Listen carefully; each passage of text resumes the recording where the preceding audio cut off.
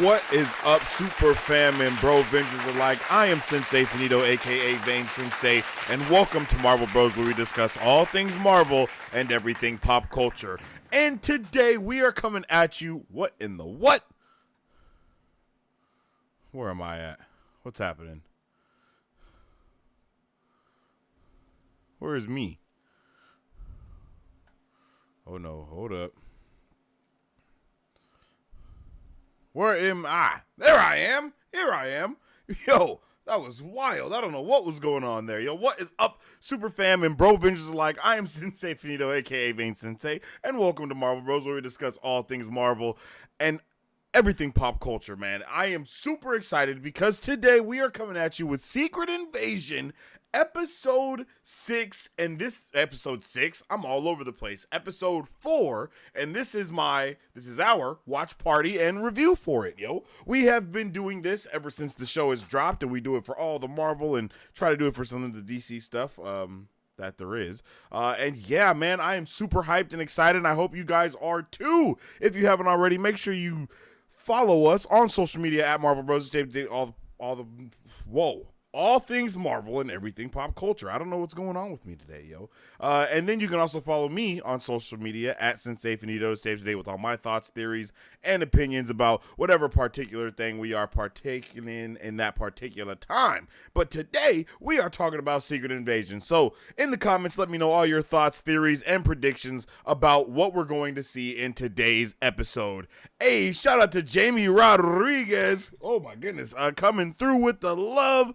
He's been a member for 10 months now. This is insane. Episode 4 is when shiz hits the fan for real. Oh yeah, I could not agree more. Episode 4 is about to be insane in the membrane. I think tonight's episode is definitely going to be one of the ones that this entire show was a show to remember. Am I right? Like, so far with everything that's been going on, it's been a show to remember. It's not just, it doesn't seem like this show is just kind of hit and miss.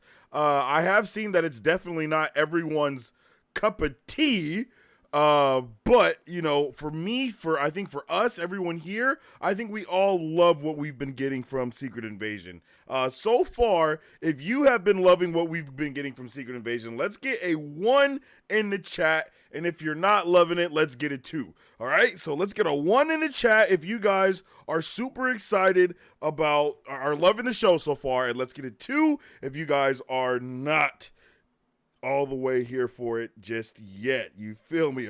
All right. And then we're also going to jump into the chat for you guys and talk a little bit. I think I seen someone say, what time does it drop? So I'll just say, just so you guys know, the episodes do usually drop around 11:50 p.m. PST, that's Pacific Standard Time. So basically, the episode should be up in about 10 minutes, possibly 10 minutes exactly, actually.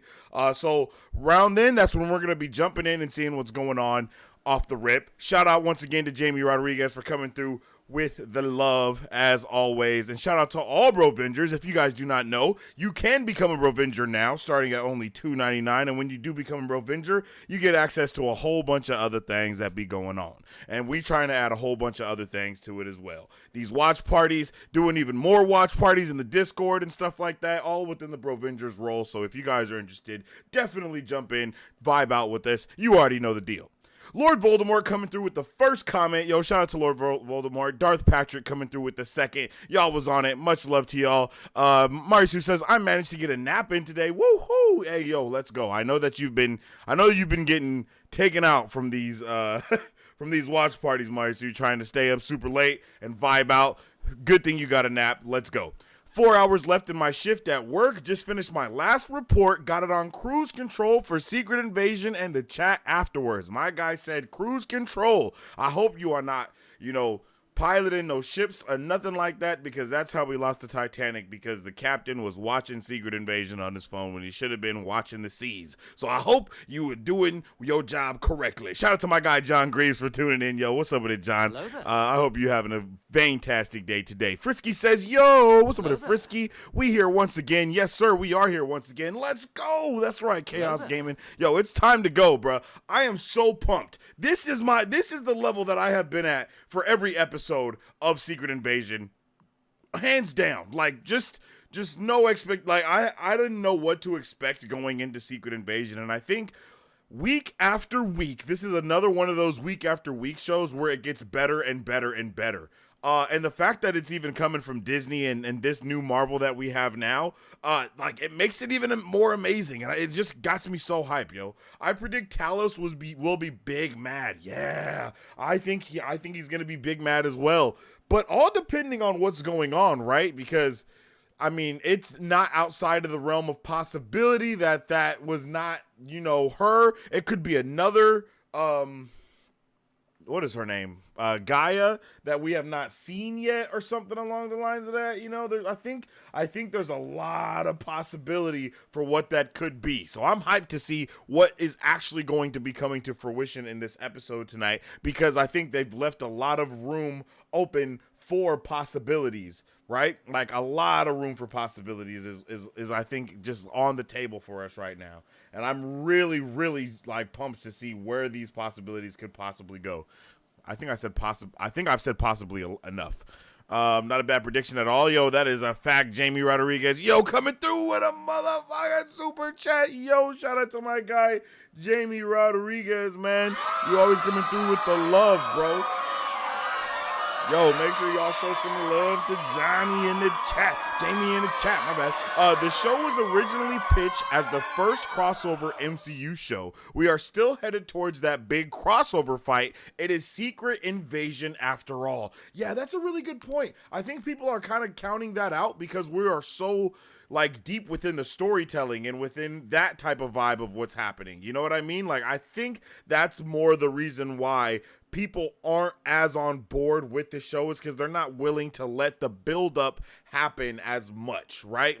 The build-up is something that occurs over time, and although I would like to just see kind of superheroes just fighting for the sake of fighting sometimes, I think that's what Battle World is really going to be about, and all that Secret Worlds stuff that we're supposed to be getting into, right? That seems more of the gist of it over there in that area. So I definitely think that, giving us this really good story that we've got from Secret Invasion so far, and then also bleeding that into some amazing crossover stuff of whatever it may be that we do get, I'm hyped for all of that. We're all of it in every way, shape, and form. Sign me all the way up. Do not pass go, do not collect $200. I am here for it, my guy. All the way here. And you know what? I think all of y'all are here for it too. I mean, right? Are we not all here for it? Is that not why we have gathered here today? All right. Bro, has it really been 3 weeks? We at episode 4 already. I know that's insane, Frisky. It's insane. A shout out to all of you guys that have been here, and big shout out to all you guys because we just hit 1,600 subscribers on the channel, yo. We just hit 1,600 subscribers, so it's big vibes, big love, and it's all shout out to all you guys, yo. We're gonna have to see what we can do for 1,600. We're that much closer to 2K. Bro, we're definitely going to be doing a 2K giveaway and getting it all pip, pop, plopping, and slopping once we get there, yo. So we are at 1,600 officially, and that's thanks to all of the super fam and bro vengers. That's right. It's thanks to you guys, and I definitely appreciate it. And all the love is definitely we just really appreciate all the love that you guys give, and we are definitely going to be reciprocating that love back to the family for sure. See a lot of ones for people being hyped, man. I can't. Yeah, I'm excited. Yo, what's up with it, Nighthawk? Yo, happy to see you here. My guy says I just got out of Mission Impossible 7. It was a masterpiece. Unfortunately, I am not well in depth when it comes to that. Anything along the lines of Mission Impossible, I don't really know. I know I've watched them when I was a wee lad, but I am not a wee lad anymore. So as an adult, I don't know anything about them other than the obvious trope things from them, like the face thing and the coming down on the wires and stuff like that. But unfortunately, other than that, I haven't really watched a lot. Yo, my guy Adrian Vasquez says, "What up, yo? What's up? How you doing, Adrian? I hope you're having a good night tonight." My guy says 1.5. I think it's interesting, but love is a strong word. Oh, okay. I dig that. No, I do love this show. I think this show is really, really good so far, and I can't wait to be able to go back through the show and kind of fill up all of those gaps within it. You know what I mean? Like, I'm super down for that. I can't wait, man. I can't wait to be able to go back and watch everything transpire not for the first time, of course, but like just get it all in there and the fantastic goodness. I'm rewatching from episode 1 with my wife, and I'm enjoying seeing her reactions because she's all about conspiracy theory television like The Blacklist, and she's liking the show so far. See, I think that's a really good thing. That's a really good point, for one, and I think that Disney Plus does not have the audience for this show. Like, I think same with Andor, right? We saw with Andor, like, the majority of people that have Disney Plus and didn't like it, they just kind of didn't like it. But once it got released on actual television and on all the different platforms and shit like that, and it just got put on regular cable, people were tuning in like week after week because they got hooked on it. Because once you get to these more gritty conspiracy theory-esque type shows, spies, espionage, all those levels of hype, I think it really just hits another level all the way. So that's a really good. I'm happy your wife is liking it as well, and that's just a major dub. And it definitely, once again, I think it shines a light on the audience for these shows and how the demographic that it would enjoy these type of shows isn't actually on Disney Plus. So it's like, I don't know what Disney is going to do about that, but that is something to really pay attention to. Is like, if the people that want these shows aren't even on Disney Plus in the first place, then how many more of these shows are they actually going to make? How feasible is that? And are they actually going to end up just putting this shit on regular TV? I don't know, man. I don't know. But I think it definitely raises a lot of things to question. I think Fury is a Skrull. If Fury was a Skrull, I don't know how that would go over with me. I'm not gonna lie, because we've seen a lot of stuff happen right now, and I low key feel like if we saw Fury be a Skrull at the end of this, it wouldn't be the same like when we saw at the end of No Way Home, right? Because Far From Home, because Far From Home, like, Fury's absence in that movie did not have huge implications to the rest of like what's actually going on. But if Fury's been a Skrull this whole time, there's huge implications on what that could mean. So I'm interested to, I think that could happen, but I don't know. Big W. Okay, nice. I see you. Who would shock you the most if they turned out to be a Skrull? Like, in this show specifically, I think that my answer would probably be, I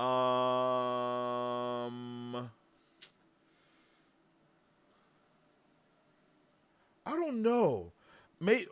British psycho chick that cut the Skrulls hand off in the last episode. Like, if she ended up being a Skrull for whatever reason and was like one of the OG Skrulls that's been here for a fat minute, and and then they just kind of finesse it some way for her being a Skrull, I think that would be a big what the fuck moment. You know what I mean? Like, it would just leave us all like, whoa, what? You know what I mean? I think that's what that would be. So yeah, let me know who you guys think would be a good shock if they turned out to be a Skrull.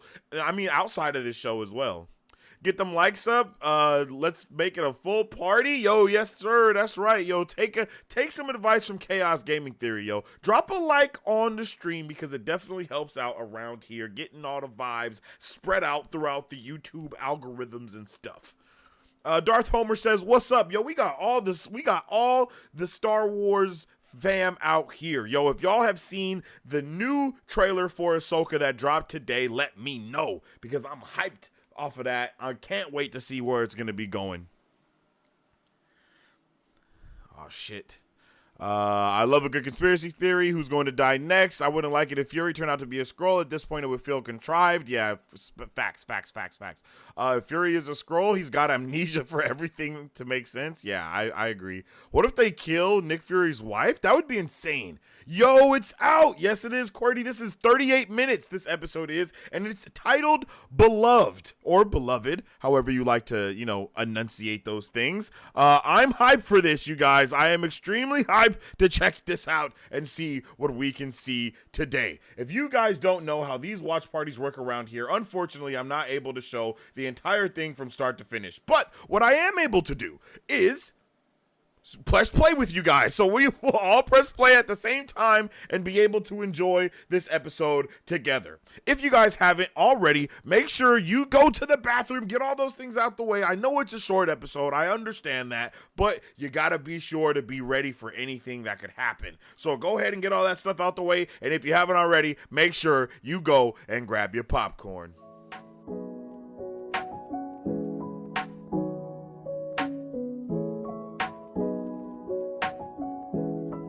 Hi, my name is Dominique Pruitt, and I started Don's Bomb Gourmet Popcorn LLC in the summer of 2021 to introduce delicious and unique flavored popcorn not found anywhere else in the world. Why, you ask? Because I make it in my home with love, just for you. We offer over 10 flavors and are continuously creating new flavors that can be customized to any color or taste for your next event, party, or fundraiser. So go find yourself to our website and find a bombastic flavor of popcorn at donsbombgourmetpopcorn.com, or you can also follow us on Instagram or Facebook at Don's Bomb Gourmet Popcorn. That is right. You can always get that Dom's Bomb Gourmet Popcorn when the bomb is popcorn and always gourmet and made by Dom. All right. With all that being said, without further ado, let's get into episode 4 of Secret Invasion Beloved. On 3, we will press play and enjoy it together. If you've already pressed play and you have went ahead of the super fam, shame on you, and no spoilers in the chat. All right. On 3. 1, 2, 3.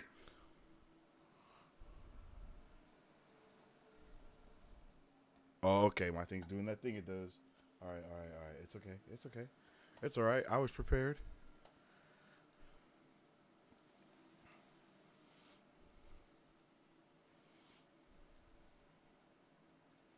All right. Let's get it.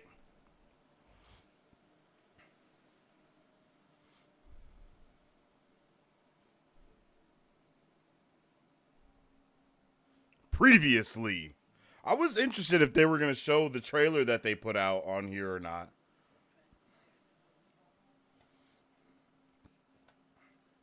Oh, shit. I hate this shit sometimes.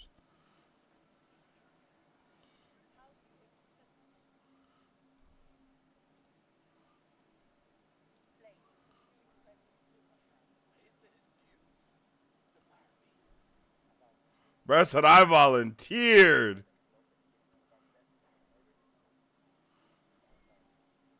Brother. I saw people was tripping off of that on the internet. I thought it was funny.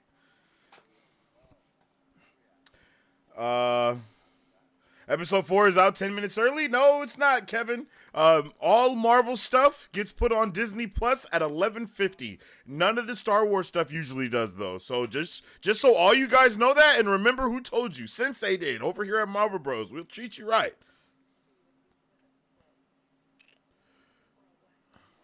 Could Vision show up? White Vision could definitely show up, Zeke. That's a good point.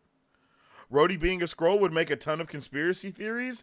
Yes, it would, because we would need to know how long he's been a Skrull and all of those things like that. I want some Skrull Rhodey backstory. He might not even be a Skrull. He might just be on some other shit. Okay, we have the title card rolling. The previously on is over. We're getting into the show. Let's get it popping, ladies and gentlemen. Oh shit.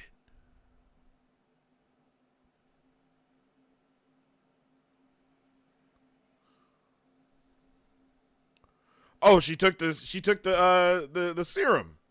The Super Skrull serum before she left. We just didn't see it. Okay, I'm down for that.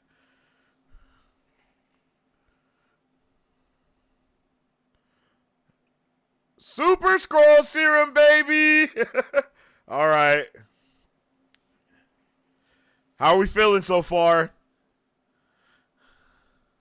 1 in the chat if you're hype that she's a Super Skrull now. 2 in the chat if you're not okay with it. I want to know how we're feeling so far.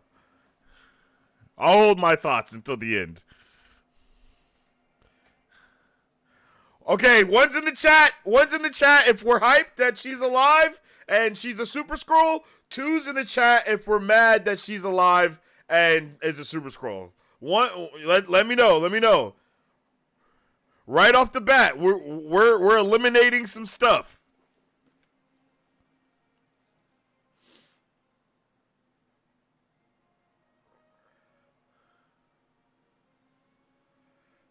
I mean, at least we still get Amelia Clark, right? Like that's a huge plus. Don't know if anyone else noticed, but when Don Cheadle's name just popped up, there was a Skrull in the background. I'm just saying.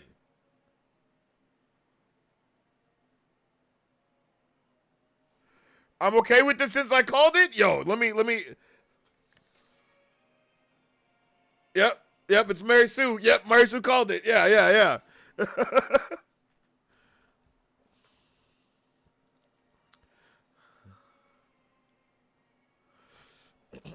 All right, yo, we're getting into it, babies.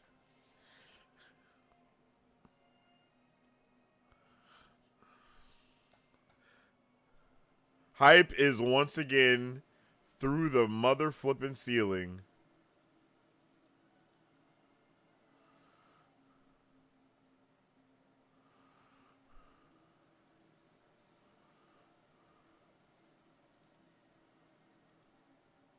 This intro is raw, bro.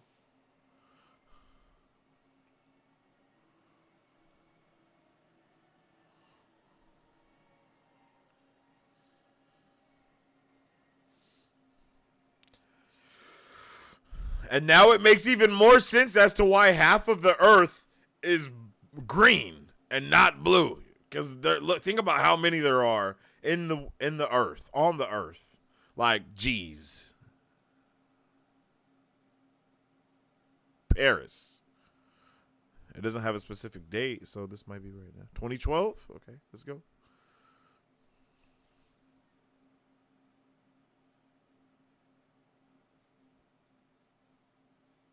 I had to make sure I was in the right episode. This kind of started like the last one did.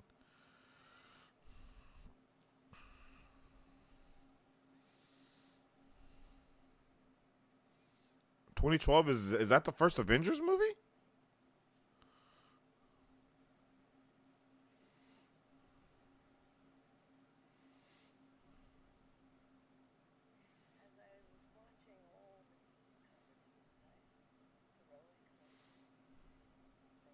Mm-hmm.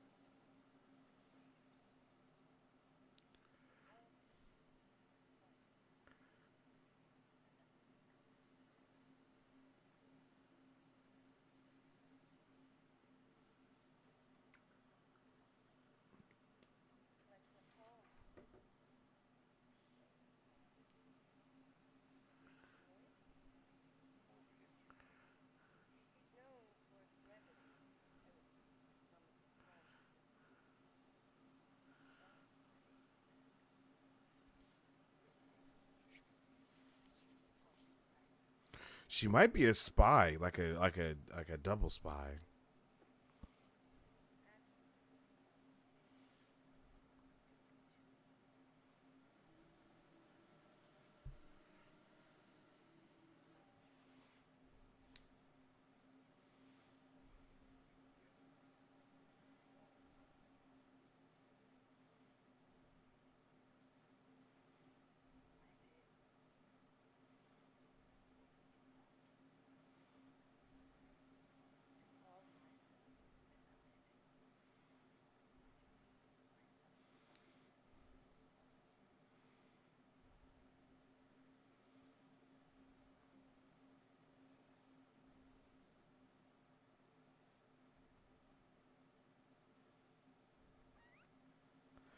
Bruh. Yeah.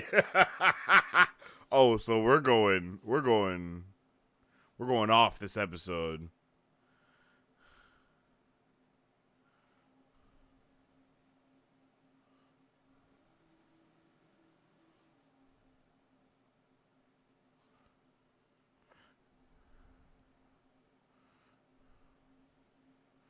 Enter Rhodey.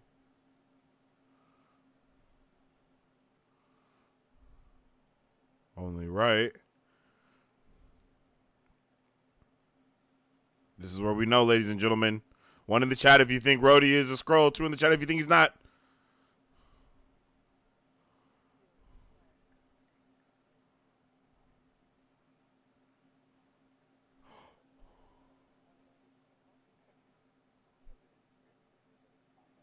Hold on. Oh.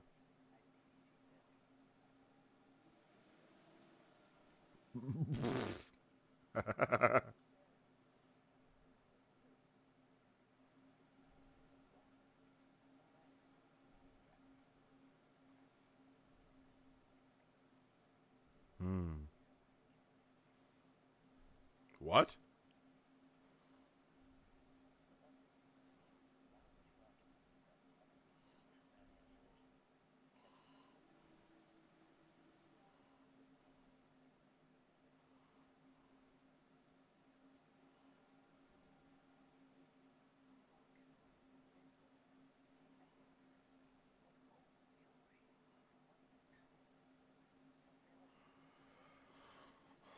Yeah, the WWE reference is crazy, Frisk.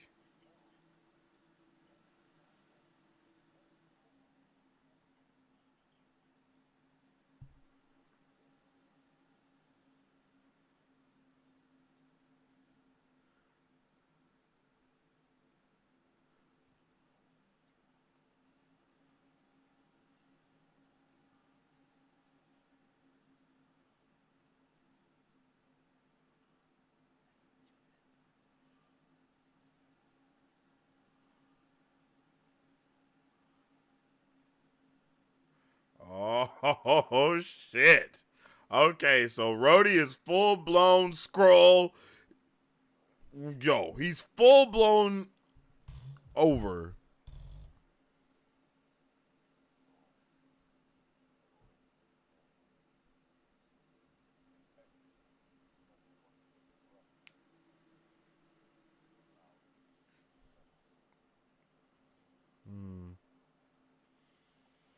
Bro, like, starting a coup like this as Skrulls is the best thing to ever happen ever.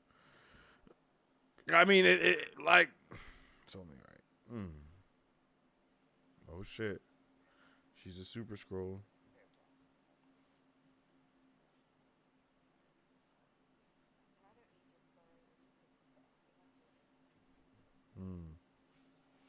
Cook his ass.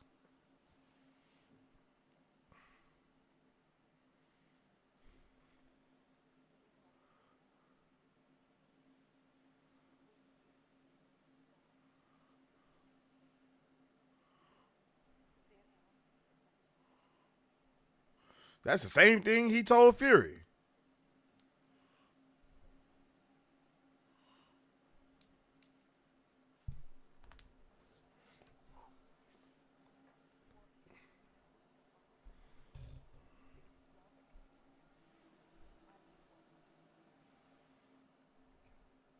That's a really good point.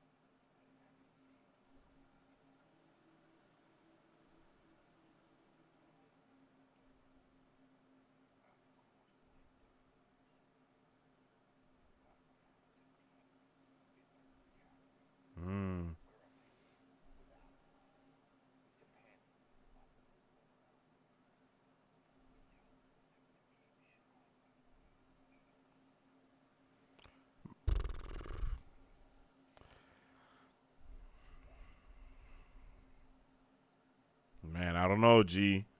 I don't think they will. A little bit.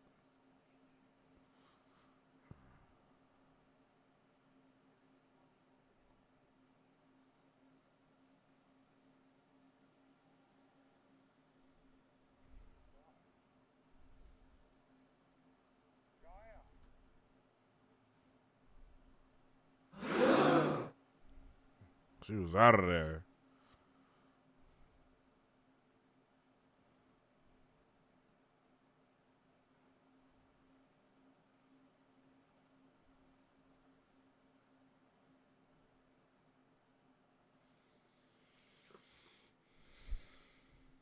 Damn.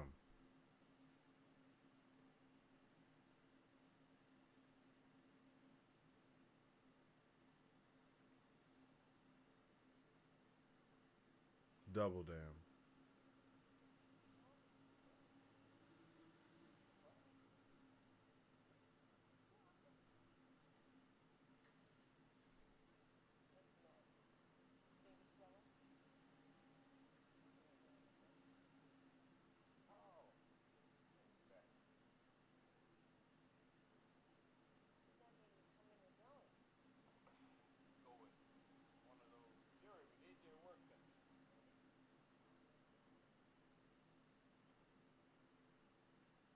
Y'all think he about to poison her with the tea? Bruh, if he poison her with the tea, bruh, that's gonna be insane. That's a very Fury thing to do. I'm just saying. I'm just saying.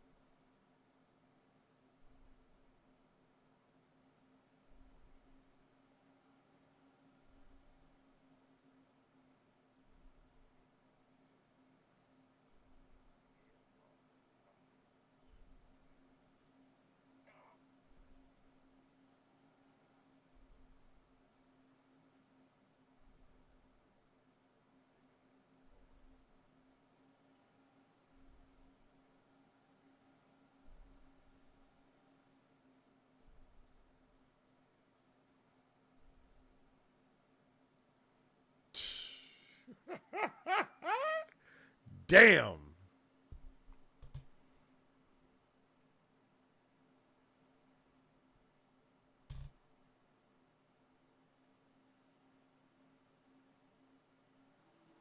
He ain't got no milk with his tea.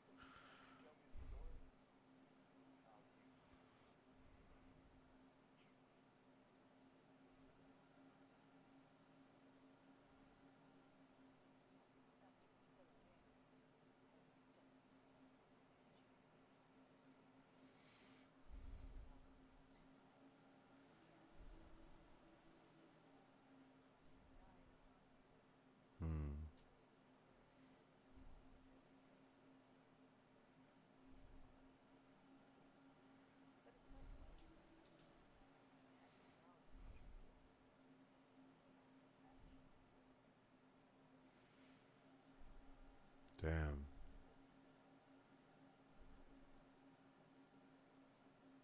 Damn.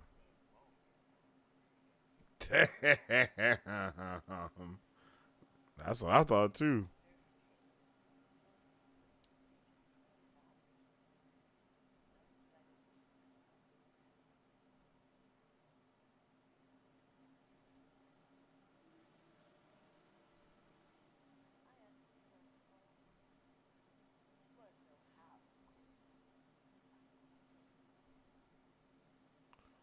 What the hell?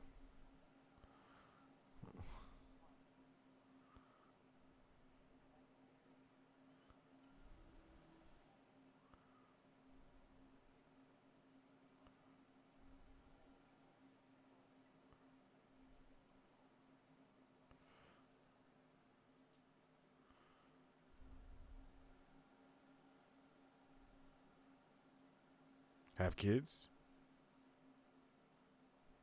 Oh, nope. She would never hurt you.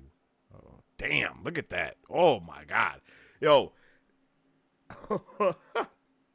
This shit, bruh.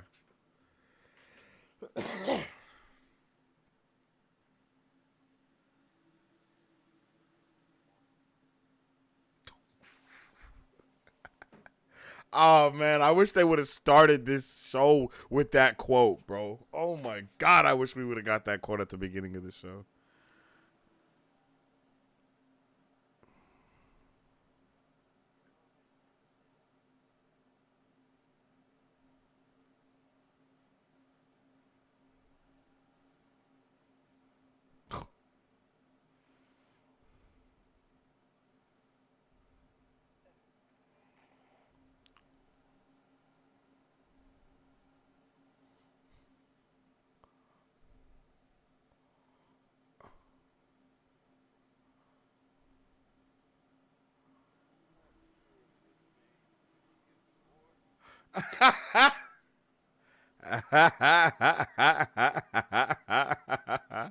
Oh shit, son.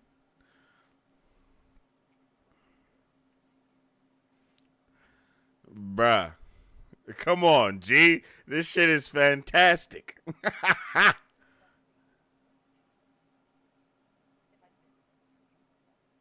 Damn, that's a really good question. We'll never know.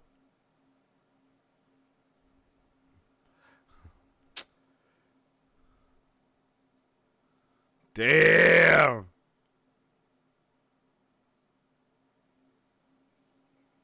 Oh shit! I guess we'll never know. Yo, the hardest, yo. Hardest four words you can mutter, my guy.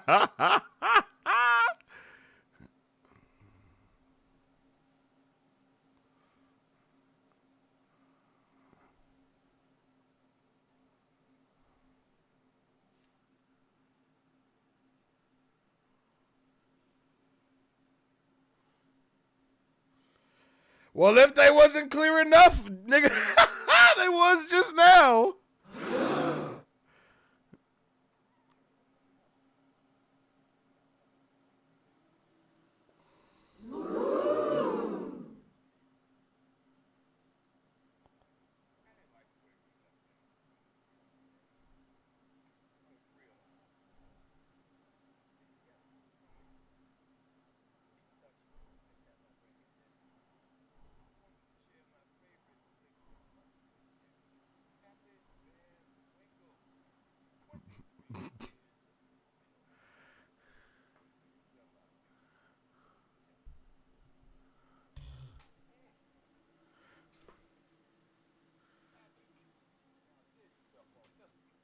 Bruh.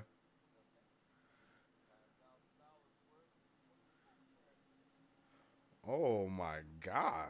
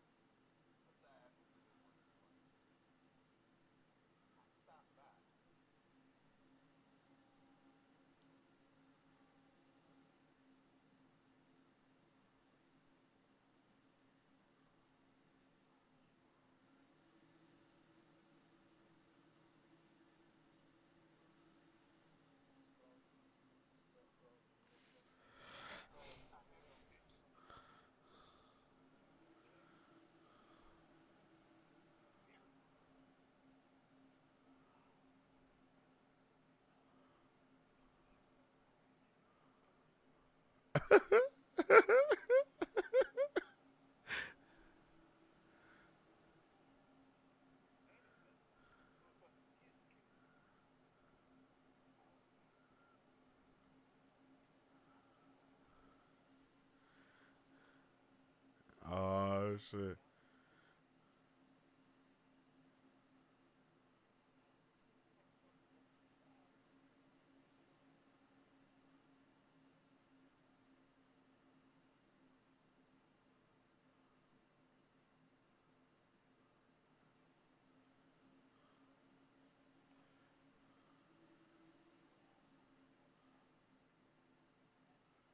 Damn.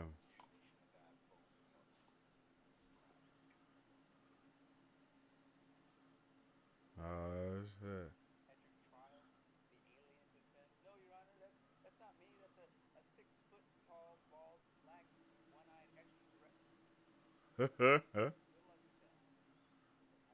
Damn.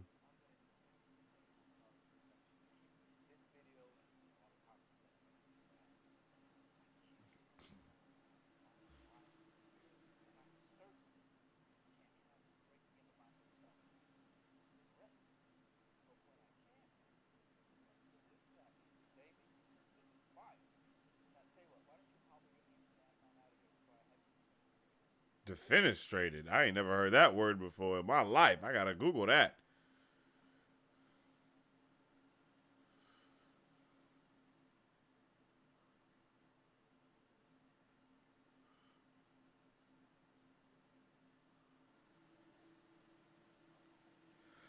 It really was a nano tracker.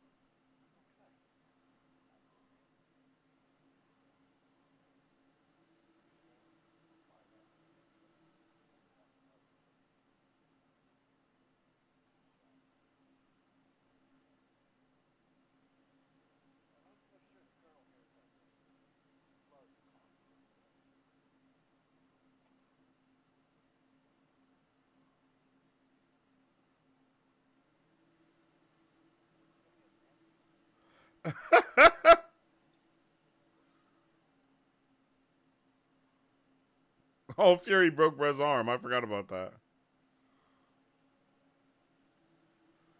My episode is not working? Oh, I'm having some trouble too? Oh no! Marisu, oh man, I'm sorry to hear that. I know you would love that. I know you're gonna love this episode, Marisu. It's really, really good. That's all I can say for you right now. All right, here we go.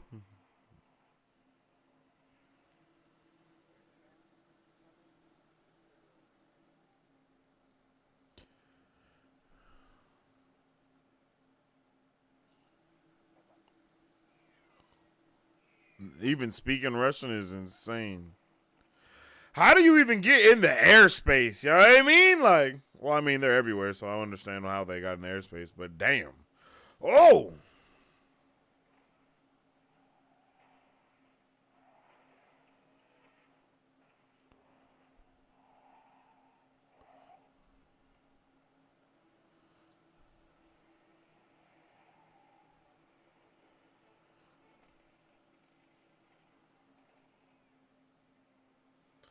Oh, shit.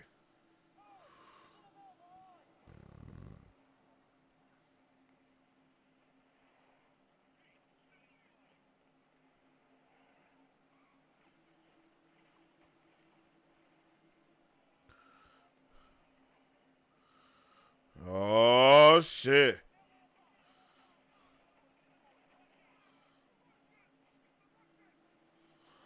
Bro, just sitting there is insane.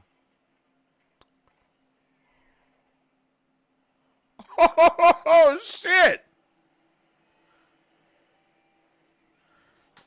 Ooh. Oh! Oh, my God. Oh. Okay.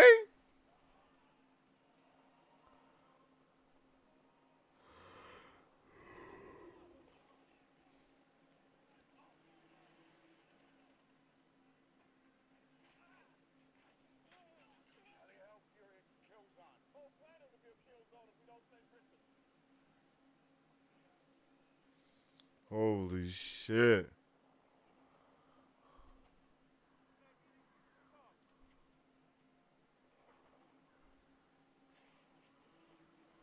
Okay, okay.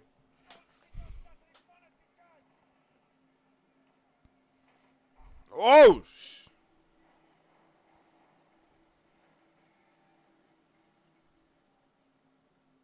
yo, no cap. Rhodey just sitting there was so hard. I'm not even trying. I can't stop thinking about how dope that was. Oh!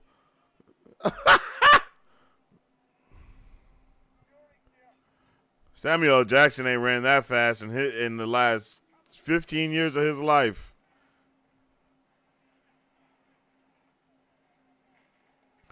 Oh!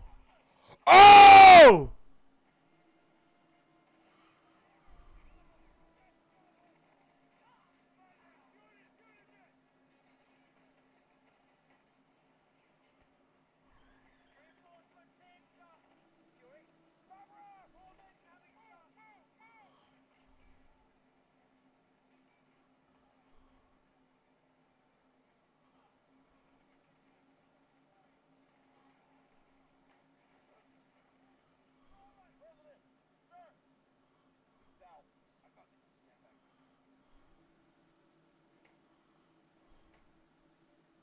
That was weak.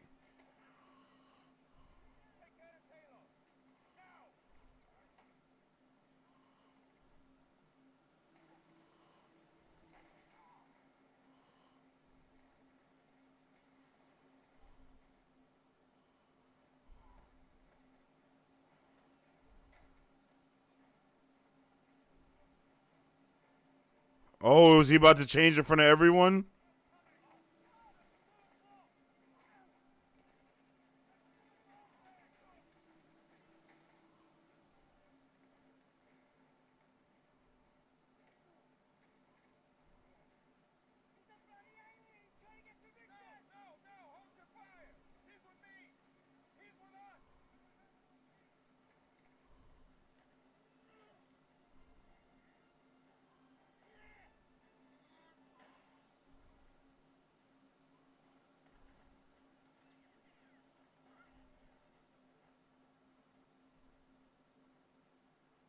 Oh, shit!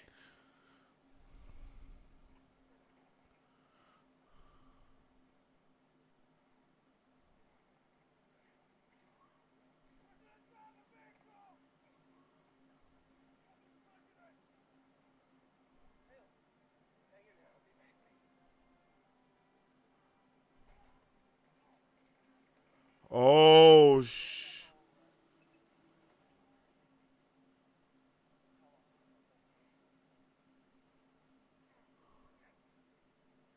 okay. That's hard as shit, son!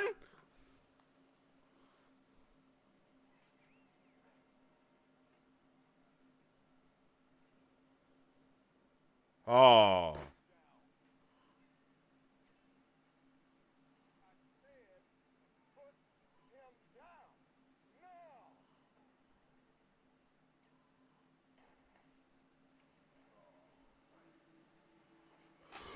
Oh, shit!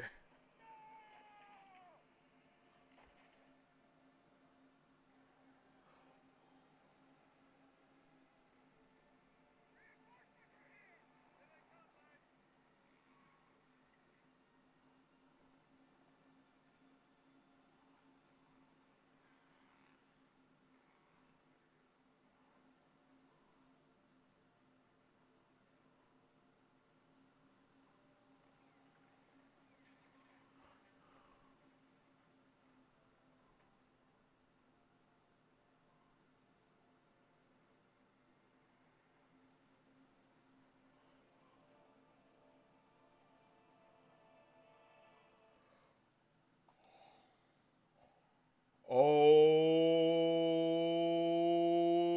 shit.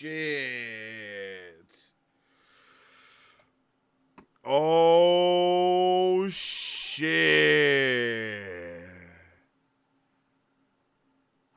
Oh, shit. Oh my god. The pump fake of Talos. Yo. Gaia pump fake death to Talos dying actually. Bruh. This was a really good episode. I know a lot of people are going to say, oh, filler. I know that. I'm prepared for it. I'm prepared to tell you why you're wrong if you're out there. Let's get some ones in the chat if you like this episode. Let's get some twos in the chat if you didn't. I enjoyed that episode quite a bit. Let's get some ones in the chat if you enjoyed it. Let's get some twos in the chat if you didn't. I need to see how we feeling in the chat, yo. Oh my gosh, I'm not gonna lie. I thought that was a banger episode, man. I'm not gonna lie to you. The storytelling. Okay, my bad. I gotta let him calm down. Hold on. I'm really excited. All right. You in the back, calm down. All right.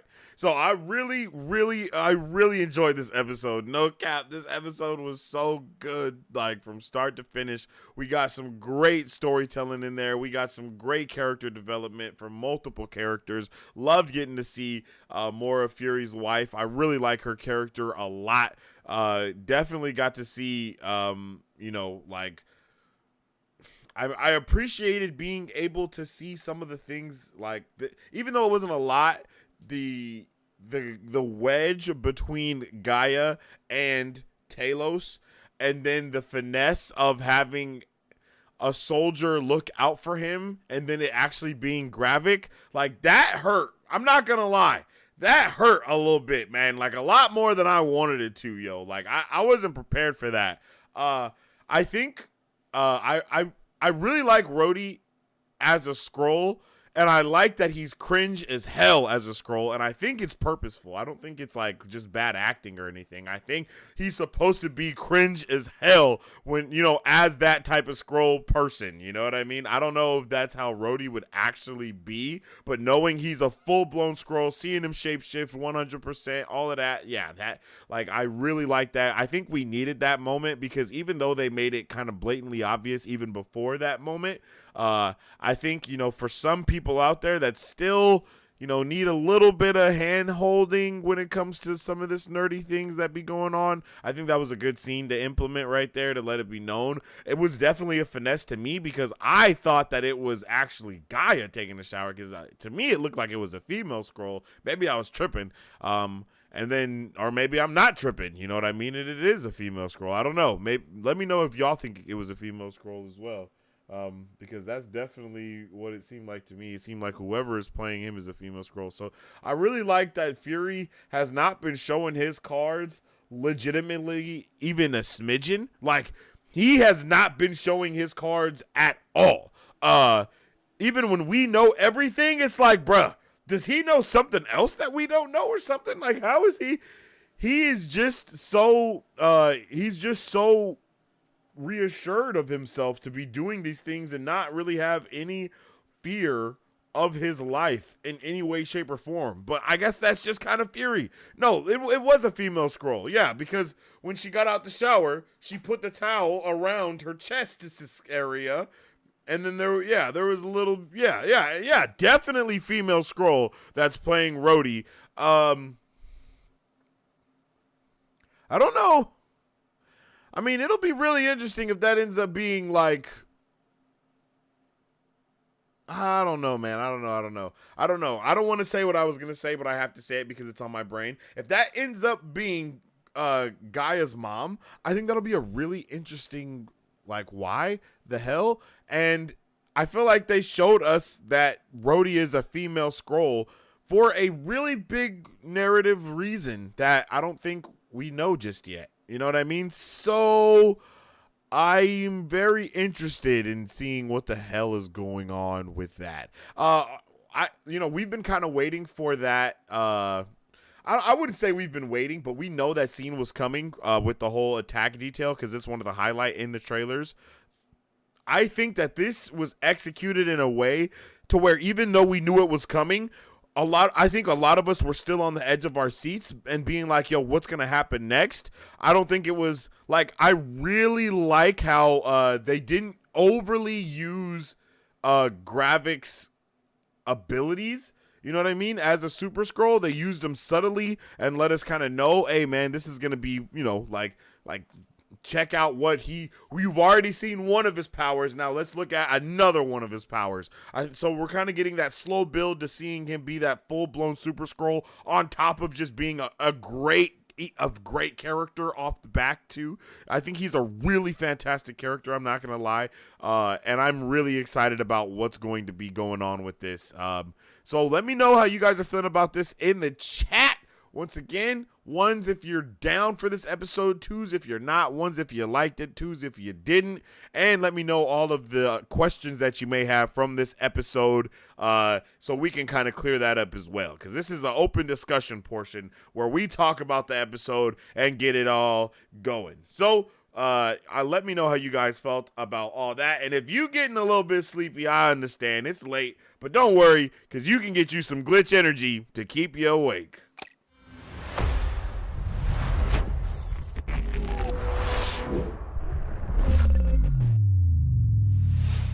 Sensei Vito, aka Vane Sensei, and I'm here with my bro. Yo, y'all already know it's Vane DeVito, bro. We up in here, man. Today we came with a little surprise for y'all, which was a little surprise for us as well. Thanks. And we've been waiting on this surprise. So y'all see it. Y'all see it. You feel me? Little delivery box. We got the little box, you know what I mean? from none other than Glitch Energy, yo. Yo, big glitch out here. You know what I'm saying?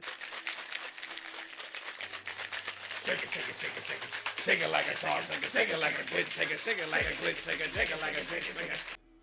We in there. Ooh, it smells dumbass good. Fire? Ooh.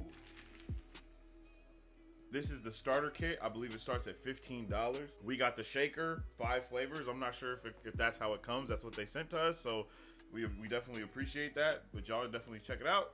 Tell us what your favorite flavor is if you've already tried it. I'm on go, mode, go, mode. I'm on go, mode, go, mode. But I'm on go, mode, go. Get your glitch energy immediately. All right.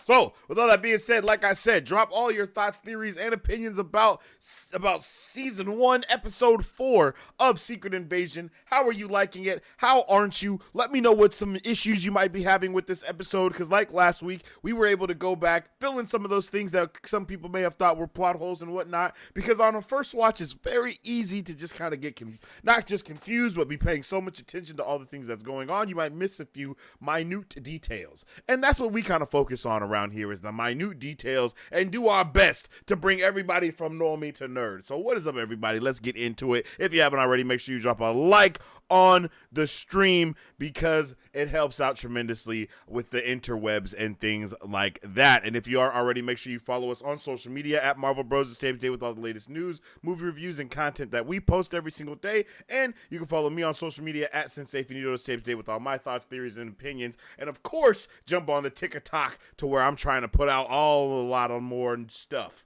and whatnot. So yeah, so let's get straight into it and see how you guys are feeling. Scrolling up. John says, okay, Gaia's decision at the end of the last episode makes sense to me now, much more like what I expected from her. Yes, I do know that. I know John, my guy John, was definitely having an issue with Gaia kind of not, I don't know what else to say other than like not really standing up for herself. It seemed like against Gravik, but Gravik had the drop on her and all that stuff, and she didn't fight for her life, though. I can agree she did not fight for her life, but we now see why she didn't fight for her life. It's because she knew she was a Super Skrull. She knew something was going to happen. She may not have known she was going to regenerate her life like that, because I don't think she knows exactly. Well, she did look through the thing and kind of see what was going on with the Super Skrull serum, and kind of look at the different abilities that were in it as well. So I guess she could have had some understanding of what was going on there. But yeah, I'm down for that. My guy Chicano's crying. Yeah, man, I can't believe we lost Talos, man. That's crazy. Yo, I can't believe we lost Talos, and my guy Nick Fury just left him there. Like, oh my God, you know how they're about to spin this? Oh, they can spin this so many different ways. It's about to be bad, man. And this wasn't supposed to happen on Gravik's side or their side. I'm pretty sure they didn't expect you to lose any Skrulls, and if they did, I'm pretty sure that's why they had the masks on them, so they wouldn't like be seen immediately. But we noticed Gravik doesn't have a mask on. He wants to be known as that terrorist type of guy. He wants to, people to know who the hell he is, and I'm super down with that. My guy Darth Homer says, I just got done watching. How you're liking it, Darth Homer? Let us know how you're liking it, bro. I like watching early so I can come back and watch Sensei's expressions from scene to scene.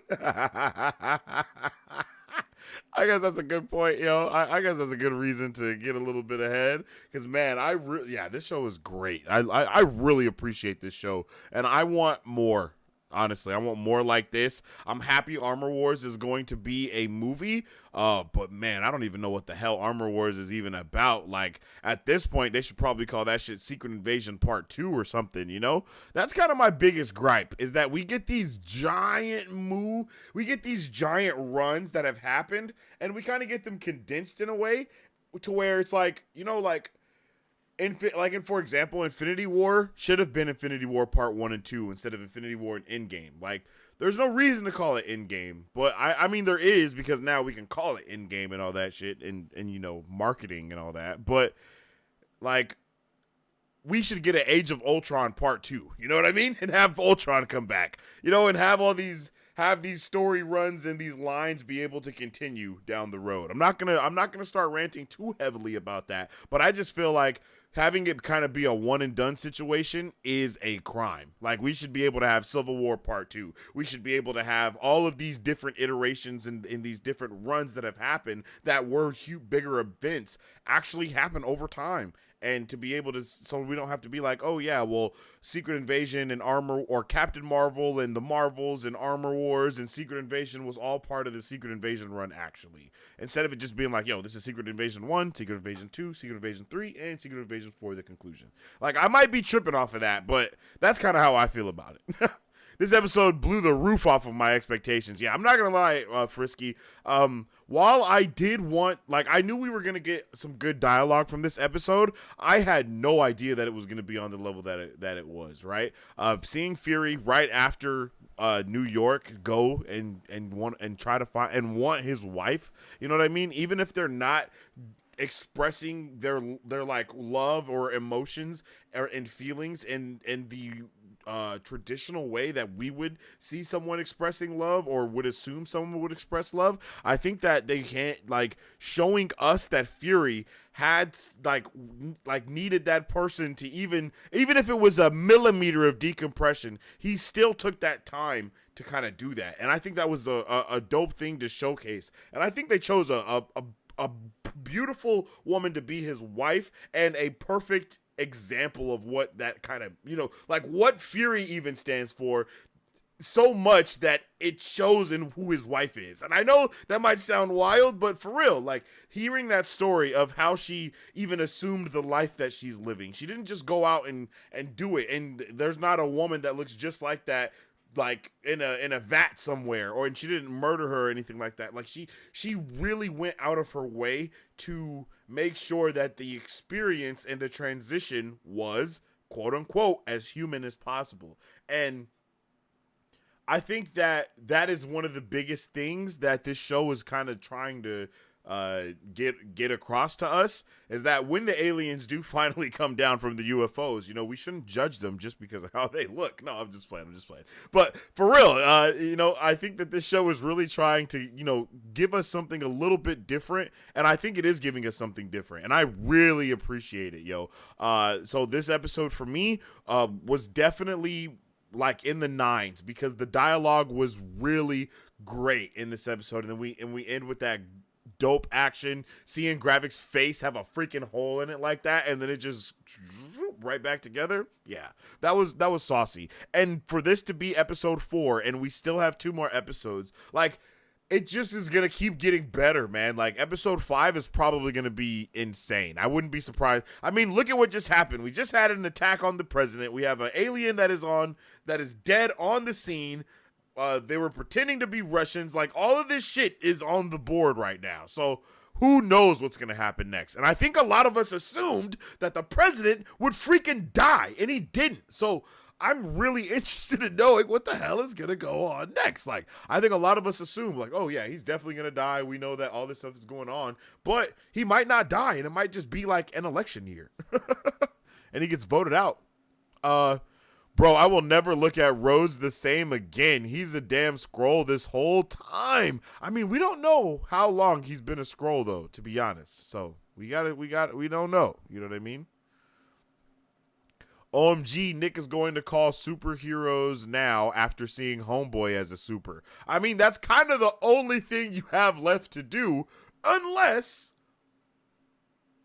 we get like some Thunderbolts shit going on. Like Russia, things going on, you know, they're getting accused of this stuff. I can see Red Guardian coming into the fray somewhere, or maybe some other Thunderbolts, you know, maybe Val comes in and uses this as a way to kind of get her Thunderbolts in there, possibly.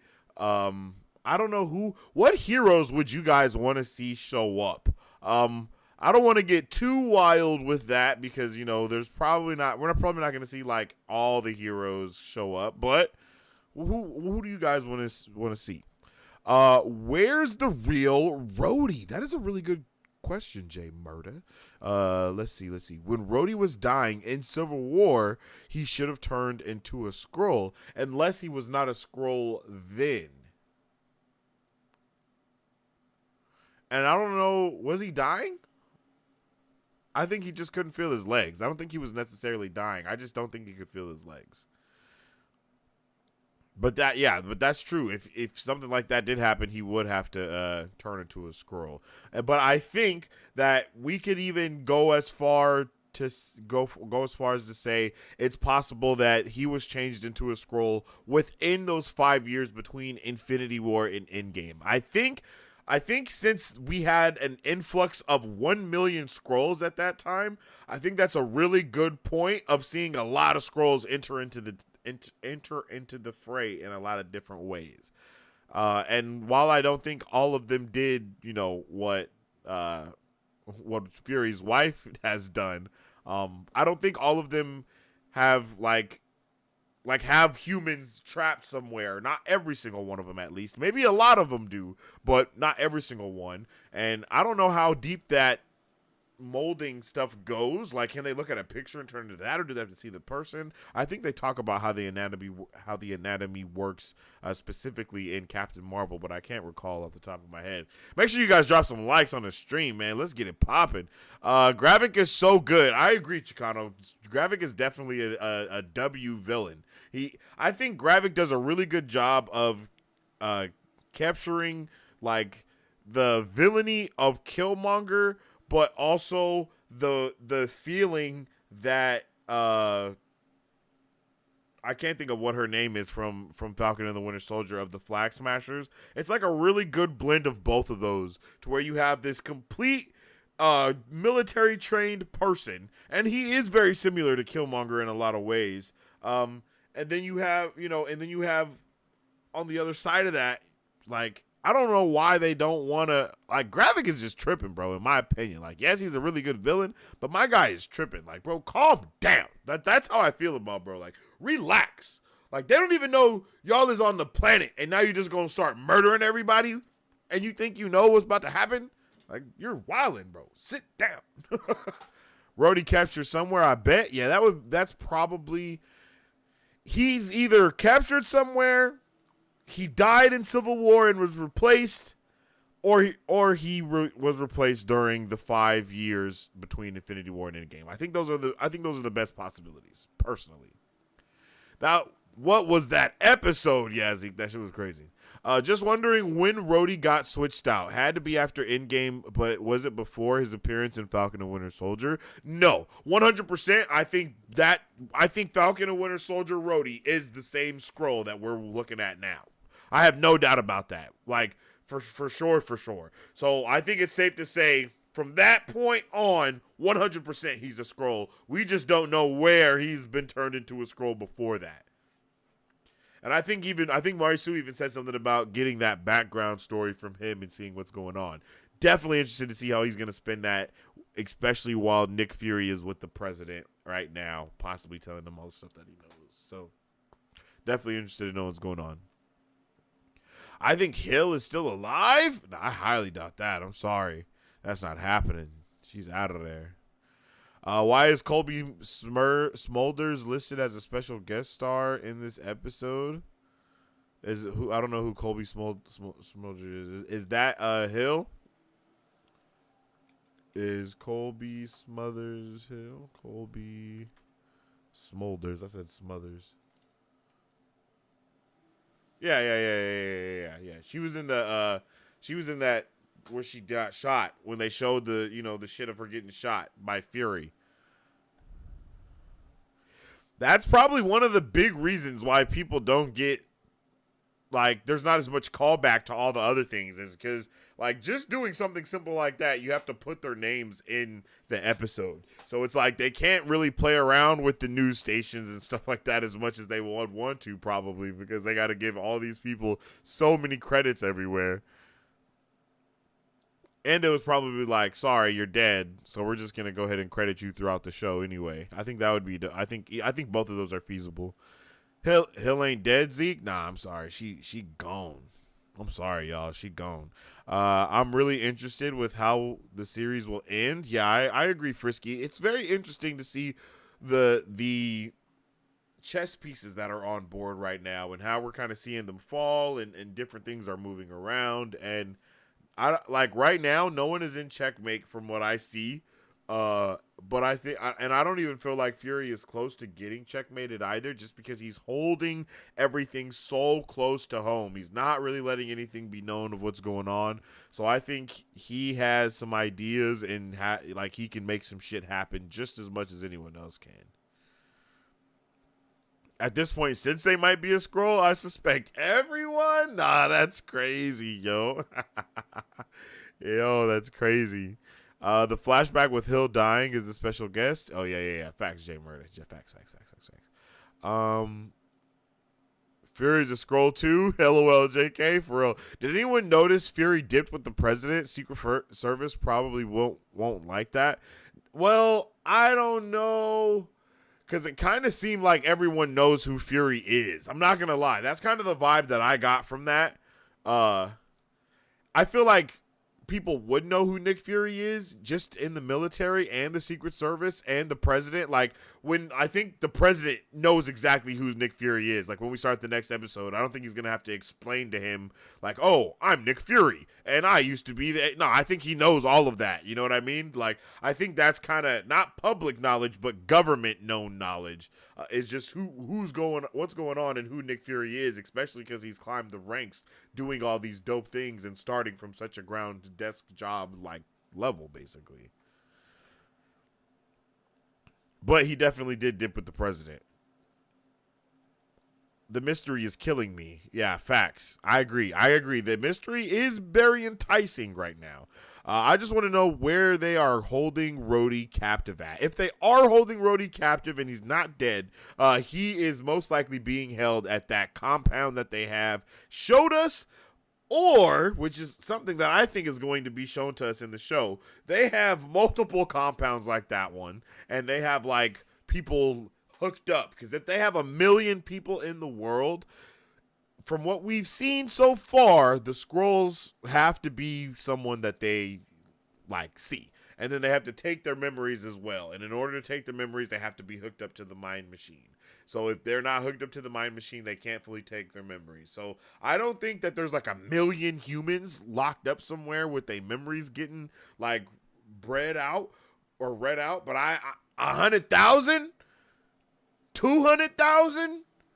I think that's possible, depending on how smart we're talking, like these Skrulls are. And let's not forget, these Skrulls have also kidnapped Earth scientists, and the scientists from Earth are just geniuses, bro. So, like, who knows what's really been going on? So it's about to go down. All right. Oh, damn. All right, next episode, they'll probably accuse Fury of kidnapping the president. Yeah, if they don't, I would be surprised. But having the president already is a W. But they could also have the president be a Skrull, come out, say something, and then just kill the president and Fury if they ever find him. And then that's all they got to do. You know what I mean? And not really worry about it. So there's a lot of shit that's possible right there. I agree. Please drop both episodes. Hell nah. Give us one at a time, yo. I just hope next week's episode is not short. This episode didn't feel short, but like I wanted more. I really like how Fury and Vara both shot to miss. Nice touch. Yeah, super nice touch, bro. Gave me mega Mr. and Mrs. Smith vibes. But instead it's Mr. and Mrs. Fury, and I like it. I like it a lot. I kind of wish Mrs. Fury would have went with Mr. Fury and just kind of rocked with him for the rest of the show, and they just were like badasses. I love it, but it seemed a bit short. I mean, it was the shortest episode at 38 minutes, so it was definitely shorter than everything else. But to me, it felt like a good length. I'm happy nothing felt too dragged out, in my opinion. Even though it was short, nothing felt too dragged out. Right? I don't know. Would you agree with that, Tom? Would y'all agree with that? Chat, y'all agree with that? Like, even though the episode felt short, nothing felt like it was lingered on too long, in my opinion. Rhodey gonna be so pissed about Tony being dead when he wakes up. Oh, shit. That's hella true. That's hella true. Damn, and not going to his funeral. Whoa. I didn't even think about that, man. Okay, so if we go that way, then narratively speaking, it would probably have happened post-Endgame then.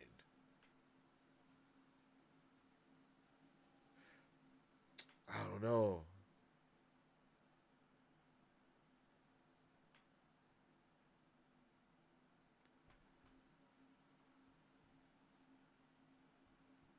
I don't know. Yeah, I don't know, man. You bring a very good point to the table, Drew. This is something that we must address. This is something that we must address. Somebody write that down. Drop it in the cord for me. Because my brain has to definitely meld on that one for a little while. All right. Is Talos actually dead? Kazoo. Yes, I believe Talos is dead, Kazoo, unfortunately. I'm sorry about that, but I do believe he is dead. I believe we got super faked out with Gaia's death last week for them to only rip our hearts out yet again this week and murder Talos in a horrific fashion in front of our eyes. And I'm not okay with that. I'm gonna go out. I'm just gonna let that be known. I am very, very, very irritated that they faked us out with her death just to murder my guy Talos.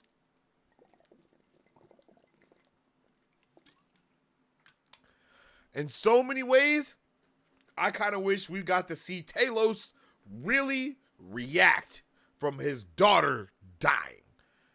That would have been fire. But narratively, I think having him die and the daughter become the Super Skrull is a fire addition to it. And entering Rhodey as a female Skrull gives a little bit of duality for them to fight in a way or something like that. I don't know. Because, I mean, I don't know who's beating Gravik. Like, I just don't see anyone beating Gravik, to be honest, so. I think Kang is going to bring back the villains. Oh, yeah, he's going to bring back all the villains. Hey. Yo, Jamie Rodriguez, yo.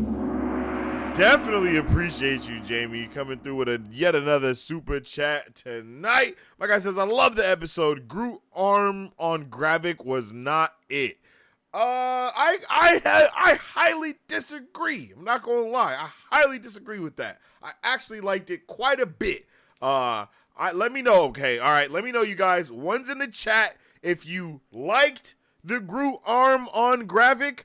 Twos in the chat if you did not like the Groot arm on Gravik. Ones if you liked the Groot arm. Twos if you did not. Let me know. Because in my opinion, I really liked it, to be completely honest. Because every time I see Groot do some badass shit like that, it's never like, oh, that's lame. Because Groot is amazing. Like whenever I see Groot go crazy, like that one time when he like put his hand in bruh's like nose and it started coming out everywhere, that's freaking terrifying. That's not, you know what I mean? I don't think that's something that, I don't know. That's, to me, that's badass, bro. Like, he literally wrapped bro up with roots from bruh's arm. Is it weird as hell? Yes. Does it work? Of course, he's a Skrull. And, I mean, realistically, like, by how their body works and everything, he could turn into everything. You know, that's how the Super Skrulls work. I think if he looked like the Thing, that would also look weird, too. So I'm super down with it, you know what I mean? Like, I'm super down with it, to be completely honest, Jamie. I really liked it. I see some ones. I see two. I think they handled it really dope. Drew says the writing for this episode is immaculate. I highly agree with that. Once again, shout out to you, Jamie. Thank you for Jamie for the super chat. Jamie coming through with the love. Shout out to Jamie. Got the crowd going wild. God damn. All right, Jamie. All right. Relax. Keep it down. The writing for this episode is immaculate. Yo, I definitely could not agree more. This episode had some top tier writing in it, yo. For this show has some top tier writing in it, honestly. I'm loving the little callbacks to different things and it not being like a callback to some stupid huge event for no reason, right? Like, I liked it in Hawkeye when Kate Bishop saw Hawkeye like jumping off of the tower in 2012, but I like it in this where we see like also 2012 and it's just Fury going to his wife and kind of just decompressing off of a crazy ass situation that had just happened. Like, I really love both of those, and I love that the MCU is showing us all these different perspectives from different time periods and shit like that as well. It makes me really excited for like what we can see in the future, in the past. And yes, what I said. We just had a fake out death. I feel like Talos is toast. Oh yeah, Talos is toaster strudel. Like, it's over for bruv. They about to dissect my guy. Like, they about to do him like they did Vision. Like, it's over. Like, it's bad. They're about to use him to radicalize a whole bunch of shit. Jamie coming through with yet another super chat, bro. Shout out to you, bro. Wait, no, that's the one that you just said. I mean, the CGI was goofy. The power is sick, though. I mean, it wasn't too. I mean, maybe it was goofy, and I didn't catch it because I was definitely zoomed. I was definitely tuned in. So let me go to that part. Damn, shit was loud as hell. Let me mute that, son. Holy shit. Gave me a mini heart attack. Okay, let's see. Okay, here he comes. Let me see. Blows up. Nick Fury ran faster than he ever has in his entire life. Okay, I see what you're saying. When he pulls him towards him, it does look a little goofy, but I think the extension of the arm looks good. The pull towards is a little goofballish, but the squeezing is perfect. And there's even a moment, check me out, there's even a moment when he squeezes, like as he's squeezing him, that the branches break a little bit as well. Minute touches like that, I love it. I will say, like you said, it was a little goofy when he got pulled towards him. I'll give you that 100%. So out of that, for that scene of what happened, I'd probably give that a solid like 8.5 out of 10 for CGI right there, because the pull was goofy, but the break on the branch while he breaks the dude, I'm telling you, that's major points. And then the extension of the arm looked dope from the shoulder. That looked really good. But that pull towards, that was definitely bad. That was bad. That was really bad. The pull towards definitely looked hella goofy. I think if it wasn't as fast, it would have been better. But I'm pretty sure that would have probably took longer to do. So I think if you would have like pulled him, like went and grabbed him and then pulled him till them close, like slow or something like that, that would have been like a nice little thing to see. And it makes sense as to why they're really staying away from those stretchy powers as long as they can. Damn, I like Telos. Yeah, bro, I'm sorry. Talos is gone, brother. R.I.P. to Talos, man. Rhodey, a female Skrull. Crazy. All right, I was waiting for someone to bring this up before we started going into it deeply.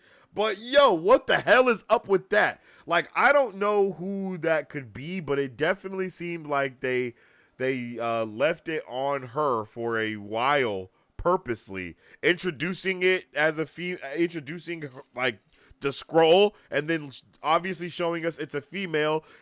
I think immediately hinting towards it possibly being Gaia.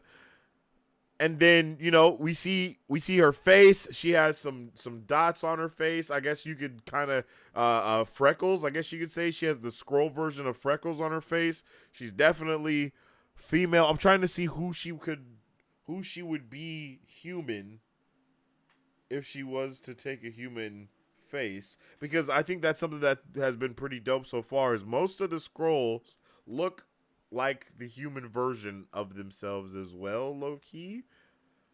And then the change into Fury is insane. Really like the detail of the Skrulls, by the way, as well. Like, the detail on her was really great. I like the little, I guess you could say the cuts in the skin and all that. Like, really dope design. The ears, everything. Probably this scene of, okay, this is gonna sound mad. This is gonna sound wild. All right, so y'all just y'all forgive me. But the scene of the Skrull in the shower is probably my favorite we've seen a Skrull yet. Take that as you will. All right. But yeah, yo, I think the bright blue eyes, I don't know if we've seen a Skrull with those bright blue eyes like that. And I just may not have been paying attention, but the super sharp teeth, I don't think I've ever seen either. So I'm definitely interested in knowing what's going on with that. But my first thought is that she is either Talos' wife, or she is the Skrull that came to Captain Marvel at the end of WandaVision, or option number 3, we have no idea who this female Skrull is and we've never seen her before. But I feel like they showed her to us for a reason. What that reason is, I don't know. But I agree, Mike B. It's definitely crazy.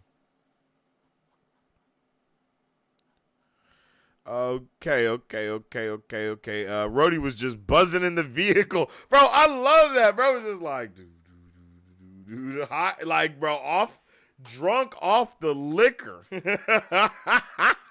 He was not ready. The extreme stuff looks cool, but I'm just not down with the whole Groot thing. Looked badass at first when it looked like Venom, but when it showed a tree, it just didn't work for me. Oh, okay. I understand what you're saying. I guess that I can see how that can cause an issue, because it's like, how the hell is bruh making his DNA like a tree? How is that even possible? But, you know, once you start getting into science with these type of things, it always gets iffy for people. But I don't know if this helps or not, and you might even know this already, but I'll explain it, not just for you, but for everyone a little bit. Skrulls are able to replicate the DNA of any species. As we know, Groot isn't a tree, you know what I mean? His species just looks like that. There's a whole species of trees. of tree people, I guess you could call them. But they're not trees. They're tree people, I guess.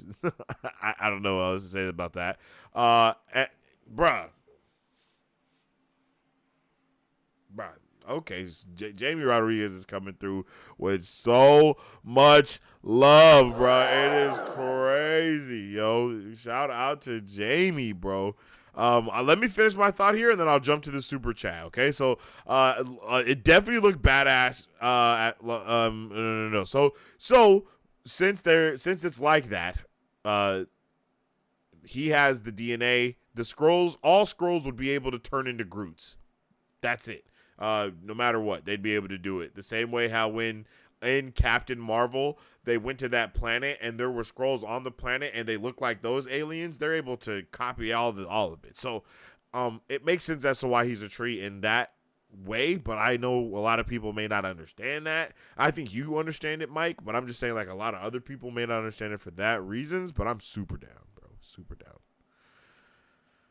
Okay, well let's head to the super chat, my guy. Yes, I agree. I want to see some more Super Skrull powers. Yeah, I want to see more as well. I wish they weren't drip feeding them to us, but I'm okay with it. I'm okay with being drip fed. I'm not tripping. You can drip feed it to me. It just needs to be good with every droplet. You know, like if you're spoon feeding me, just make sure it's some good food. You know what I'm saying? Like if you're gonna cut it up into bite-sized pieces, make sure each bite-sized piece is full of flavor, right? Like, I don't think that's too much to ask for. And so far, this shit is full of flavor through and through with each piece of meat. It melts in your mouth. All right. Captain America, Daredevil, and Winter Soldier. Those are my picks for episode 6. That actually would be super dope, Nighthawk. I could see something like that. I mean, I could see Daredevil for sure, just because I know we're supposed to see Daredevil like sprinkled into a little bit of everything from here on, like for a little while. Winter Soldier, I would be okay with. I would like Winter Soldier and Yelena Belova to pull up. I think that would be badass. I think that would be badass to get to see them in action together. See them pull up, and then get to see our homeboy U.S. agent pull up as well. Those three, yes, like wrap it up, put it in a bag for me, bro. I would love to see them just go off. I don't want to see Captain America just yet because I need to see. I mean, we could see him actually. I'd be down to see him as well. I'd be down to see him almost like leading the little Thunderbolts team. And not rocking with it, and like being like, I don't like how y'all do stuff. You know what I mean? I think that would be a really cool way to.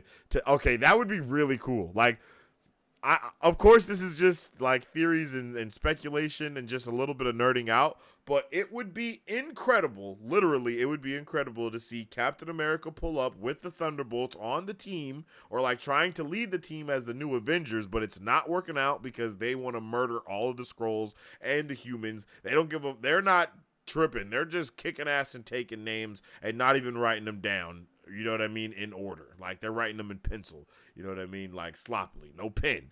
And I think that would be a really dope way to transfer into Brave New World, where we see the president die because of their negligence and all this stuff, and you know what I mean? And then we get to that. I think that would be a really cool transition. A Skrull can just yes. Make sure you guys join our Discord to stay up to date with all of our content and discussions. If you're not in the Discord, jump in there already. Answer the little questions that you get asked when you first jump in. You'll be asked, "What's your favorite movie? What's your favorite Marvel movie? What's your favorite DC movie?" Just answer those little questions so we can start the conversation going. Jump in there. Let's vibe out. Rhodey has been a Skrull from the beginning. I know I saw someone say that. Ever since we switched from Terrence Howard, it's been a Skrull.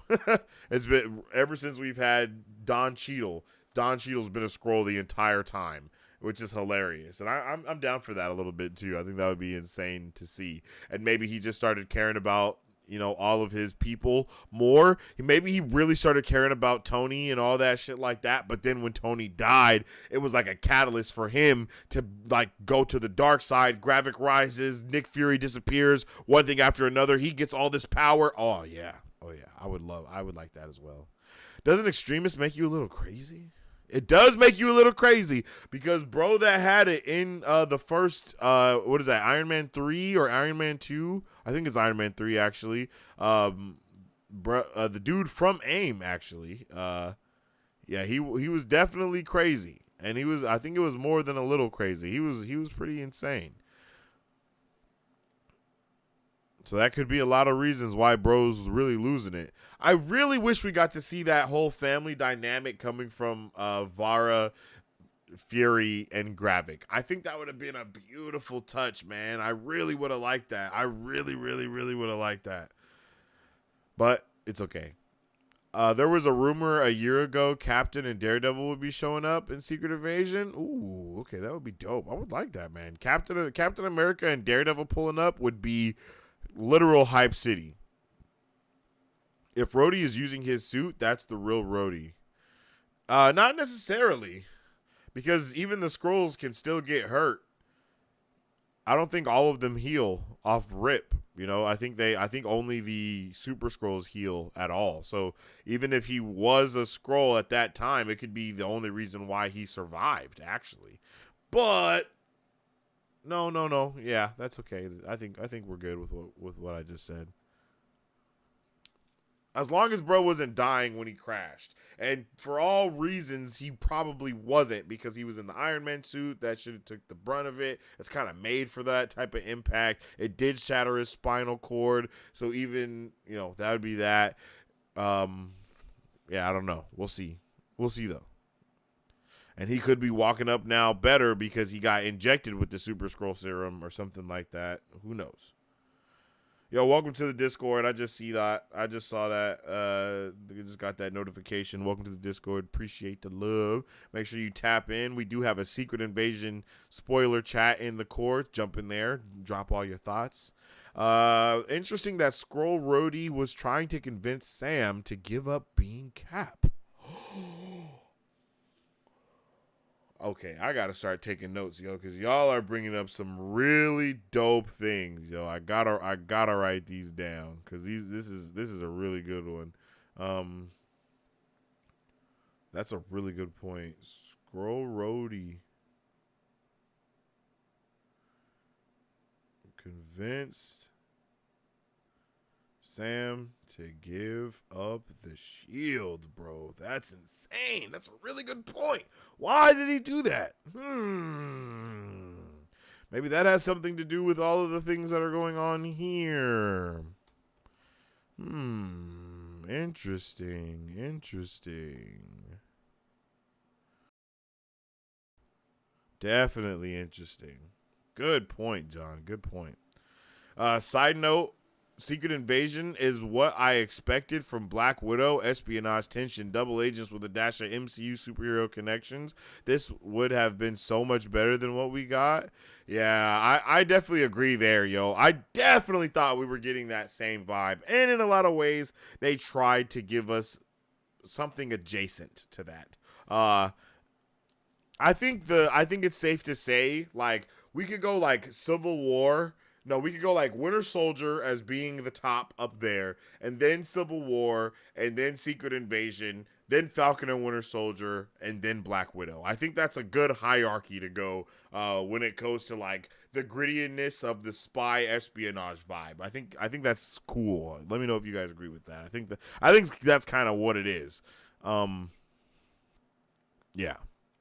Also, I think about how many people go missing every year in real life, but then get found with some dramatic story. Skrulls could use that to replace key people. Very, very true. Very, very true. Grief says, didn't mind the green arm on Gravik. He's green normally, right? Now Gaia has a vendetta against Gravik for the death of both of her parents. Very true. Very true. And that's what Fury's going to tell her, because she doesn't know. And then Fury's gonna tell her, yo, Gravik is the reason why your mom, like, Gravik has killed your mom and your dad now. And you was following this man. You're tripping. Badass on Groot, but not some regular looking dude. I feel you there. What's episode 5 about to be?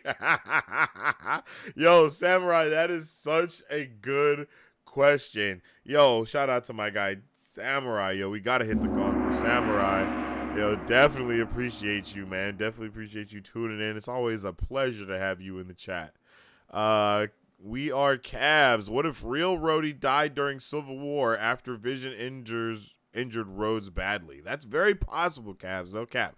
That's very possible to have that occur for multiple reasons. Like I said, it could be that he was a Skrull at that time and that's why he survived, or he died from that and then was turned into a Skrull post that. There's a lot of things we could do with that, you know what I mean? And we could even put it in there that old boy that was from WandaVision that was trying to get Wanda and the kids. We could put him in there as a Skrull because we know there was a Skrull in that detail of S.H.I.E.L.D. agents somewhere, and they were just kind of letting all that shit happen too. And we know that Fury was watching it all and also letting it slide. So there's a lot of people that's... Who knows, man? Who knows? They're everywhere. You notice how Fury has been playing the harmless, washed-up role all show to get everyone to underestimate him. Meanwhile, he's planting bugs, tracking devices, breaking and entering at will, etc. Yes, bro. And I hope that's not going over too many people's head. Like, I hope that's not going over it. I really don't hope that's not going over a lot of people's heads, yo, because that is definitely something they're showing us entirely. My guy is bullshitting his way through everything, acting like the old frail man, you know what I mean? And he's been a step ahead of everything, so much so that he knows more than what we know, and we watching him. You know what I mean? Like, I love that vibe when you're watching the main character and you're still confused about the shit that's going on when you've been watching them. You're like, what is he doing in the, like even me, like, that's how I felt. Like, bro, you're just in Rhodey's house and you know he's a Skrull and you're just there with an expensive bottle of whiskey. Like, bro. And it's a whiskey to track him. It's a whiskey that has nanotech, and he even tells him to his face that it's nanotechnology in the whiskey, bro. And he still drinks it. Like, bro. He's on level 10 billion. Hey, yo, you are down bad tonight, bro. I don't even know what you're talking about. Definitely like a spy to play all harmless. Right, yeah, and he's doing it to the max. Don't get too excited. Gaia will probably be the one who whoops Gravik's ass. Yeah, I didn't expect it to be Fury. I'm not going to lie to you. I did not expect it to be Nick Fury. I mean, we just saw Nick Fury shoot bruh in the face. So it can't be Fury. And we haven't seen any other person, you know, jumping in. But we got to I'm pretty sure we're going to see at least a couple heroes or one. At least one more hero I think is safe to think of. You know what I mean? I don't think we're going to see like thousands of them or like a full roster show up. I mean, it would be dope if the Thunderbolts showed up, but I really don't think that's going to happen. But I mean, look at what happened with Hawkeye and all the other stuff that we've seen where we're just like, oh shit, someone showed up. You know, they've been doing it slowly but surely, letting us know that this world is bigger than what we assume it is. So they can definitely do that with this. Thoughts on Deadpool 3? Yo, we were just talking about Deadpool 3 on Monday for Marvelous Monday, yo, and we were checking out all those pictures. We talked about some scoops that we have on Deadpool 3 and what's supposed to be going on with that, and how the X-Men are supposed to be being introduced into the universe, what characters are supposed to be being introduced as well. Just a lot of things like that, yo. So if you guys haven't, I would definitely go and check out that one on the replay of Marvelous Monday, because we talked about like literally, we talked about so much. We talked about so much that day. I think John did check that out on the replay. And I think a couple of people checked it out on the replay, to be completely honest, bro. So I would definitely tap in with that as soon as possible to get all that good Deadpool information. And then this Friday, for Superfam Friday, we will also be talking more about Deadpool there, so make sure you tune in then, where we will, you can be able to get all my thoughts and all the stuff about Deadpool, you know what I mean, of what's going on. So definitely go check out that video right there in the chat if you guys are interested in Deadpool 3, some of the Agents of Atlas stuff, Shang-Chi 2, all that good stuff. It's all in there, so definitely jump in there. Terrence Howard returning would be an A+ cameo, but with the controversy from Howard and Howard's relationship with Marvel, it most likely will not happen. Yeah, that's facts. I mean, we even see that they're not even going with Hulk footage from the Incredible Hulk movie. They're going with all footage from Mark Ruffalo's Hulk. If you watch, okay. Quick side note, yo. If you guys do not watch Marvel Legends on Disney Plus, you need to. You need to.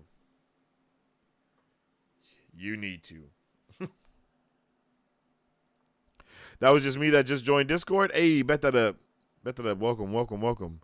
Next episode, Downton Abbey Assassin Lady returns. Oh, okay. We're in it then. Marvel got a bright future ahead. Yeah, I definitely agree with that, brother. I definitely agree. I'm a new subscriber here, and you are a dub YouTuber, no cap. Hey, welcome. You get a gong. Definitely welcome to the super fam. We are Cavs. I appreciate you, yo. I appreciate everybody that's tuned in.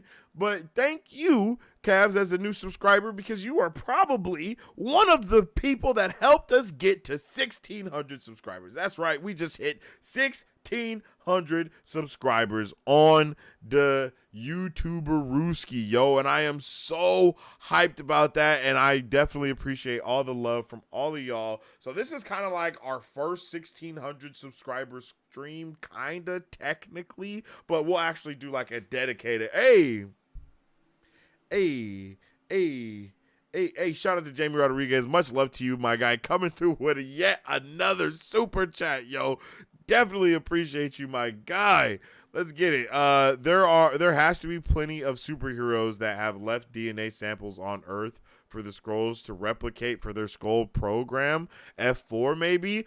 I think yes, there is an abundance of DNA samples, but I also think that they don't have access to all of those samples. I think they got access to the things that were directly in front of them as being agents of S.H.I.E.L.D. and agents of S.W.O.R.D. secretly, and probably in the DOD too. And I think those ones are the most predominant things that have been left behind or have actual DNA left like that. Because in the case of what you're saying, what I think of what you're like kind of implying with the Fantastic Four.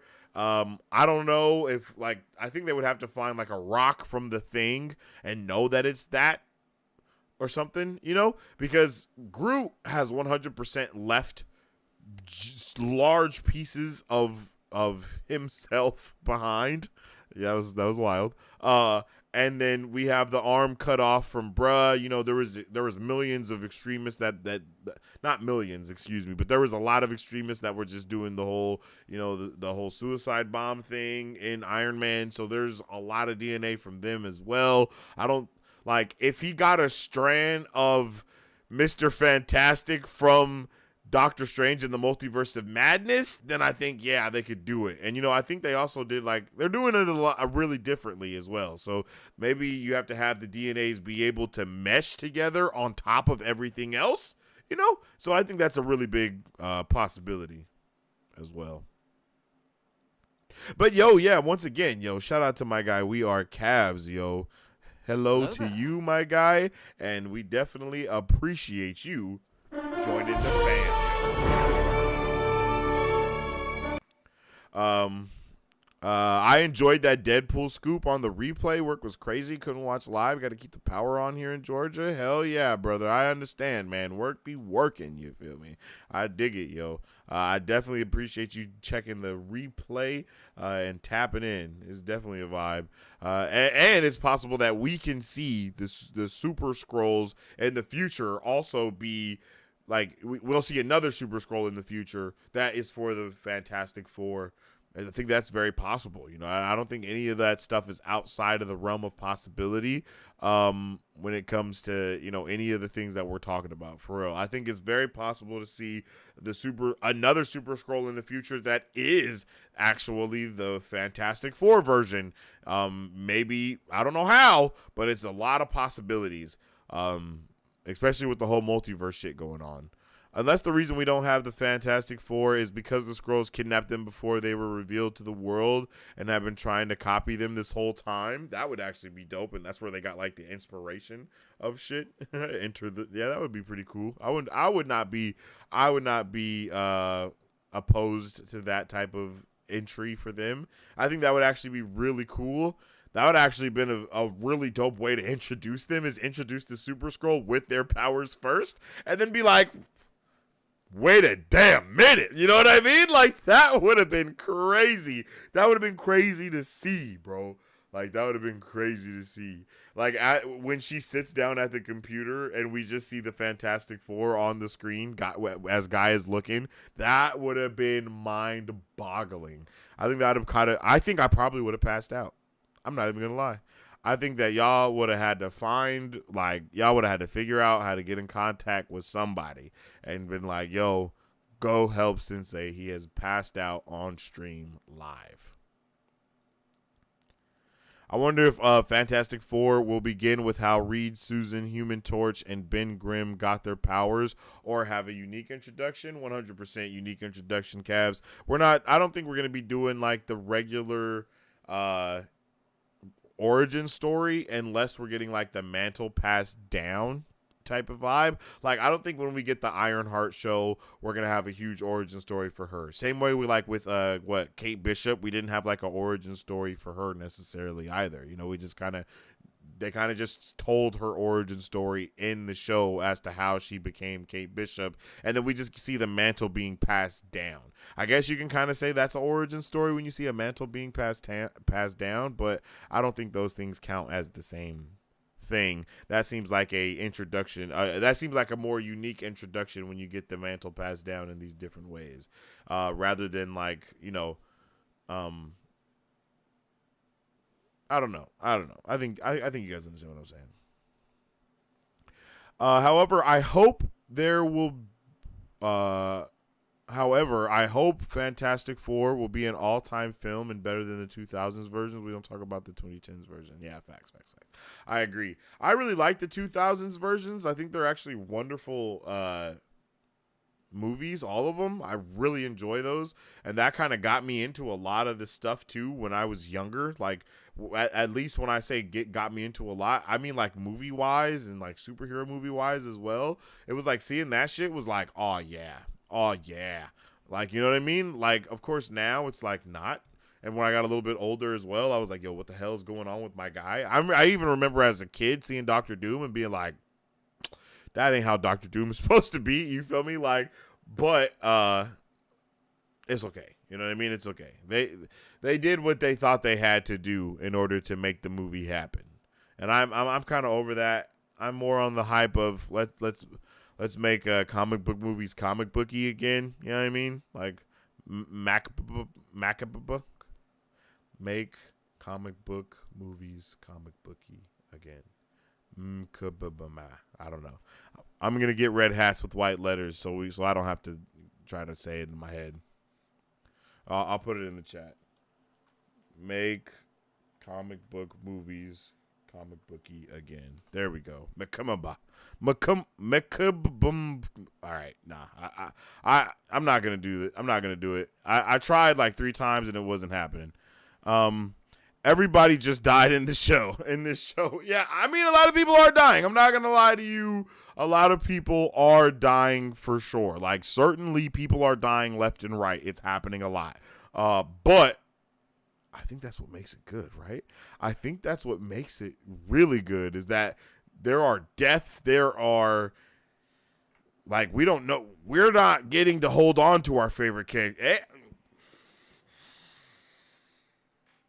Yo, Jamie, what are you doing, man? I definitely appreciate you, G. Hope you're having a good one, man, because we definitely are. My guy Jamie says, who is the most likely to make a cameo now? I really do think that it's possible for our assassin lady that cut off the Skrull's finger to have a connection to a hero in that area of where they are, because they're in Russia or something, right? So like I said, it's possible to get Red Guardian to show up or someone else that is a Russian hero or whatever and adjacent to that. Where were they? No, Paris was where the first movie had where we started in the show. But yeah, I think they're in like Russia or they're in the US now. I don't know where they are. I think they're in Russia. Yes. So, I think it's very possible that we have that go on. You know what I mean? Jamie, I think it's very possible that we can have her come through and bring us some people to kind of help in the fight to where we do have cameos, we do have heroes, but it's not necessarily the heroes that we know, and it's a way to expand the universe even further yet again. I think that would be really dope. That would be really dope. I'm super down for it. Typically the MCU uses the origins from Ultimate Universe more than 616. Probably be the same for Fantastic Four. Yeah. Yeah, that's facts. MCU fuses both 616 and 1610 stories and characters. Yep. Earth 199999999. In comics, nobody dies. Yeah, that's facts. Imagine the Marvels foreshadowing in the imagine a foreshadowing for the Marvels in the last episode of Secret Invasion. I think that's very possible. I mean, look at what happened at the end of Quantumania. We had that trailer, that mini moment for Loki, right? So I think it's super duper possible to have the Marvels come in at the end of this and have like Fury in space. I mean, that's going to open up a lot of questions with the Marvels, G, because the Marvels has Nick Fury in it 100%. So it's like, where does that fall in? Is this like a Secret Invasion going to technically have taken place after the Marvels, like canonically, but we just got them released in a different order? You know what I mean? Outside of the chronological order, I guess.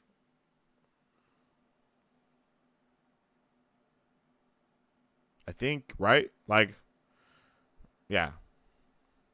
Because that happens all the time. What if we see Colossus, but he's just not named? I would like that. I think they would give us Colossus like full blown if that was who they would give us. Who else have we talked about? Who's a Russian? Hold on. Omega Red? Is that right? Is Omega Red Russian? Or is he Canadian?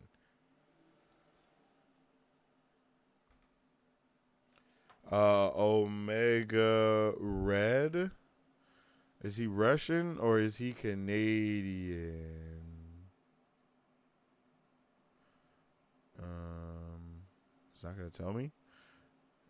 Chat. Is Omega Red Russian or Canadian? It shouldn't be this hard to find out. They got his damn species, but they can't tell me if bruh is Russian or not. I'm pretty sure bro is yeah. In another version of Omega Red's past, Arcady was a Soviet soldier. Yeah, okay. So we could go with like an Omega Red type of vibe, maybe. I think that would be cool. Assassin Lady seems like she has a connection to someone that can give her a mutant. Gaia gonna wreak some havoc after hearing her dad is dead, and Nick losing Maria. Things are getting hot. Yeah, I agree, Daniel. By the way, what's up with it, Daniel? Hello there. Hope you're having a good one. I love your idea. I think it's possible, man. I'm not gonna lie. I think it's very possible for Assassin Lady to come through with some heroes from Russia. And not even heroes. They don't have to be heroes. I'm just saying heroes. But with some soups or mutants or anything of any kind from Russia and use those to her, not disposal, but utilize them with her. I think that would be really cool. I think that would be just really cool to do. Because, like, I think Fury is going to try to call in somebody. But I don't think a lot of people are going to pull up, especially because he's in Russia. And we're not entirely sure what's going on with the diplomats and how the treaties work. We know that the Sokovia Accords have been repealed or appealed. I can't remember which one. It's one of the Rus or the Us or one of them damn sayings. And then not only that, but we don't know how international laws work for heroes. Like, we don't know if they're just sanctioned to a certain area, or we're not sure how any of that stuff works.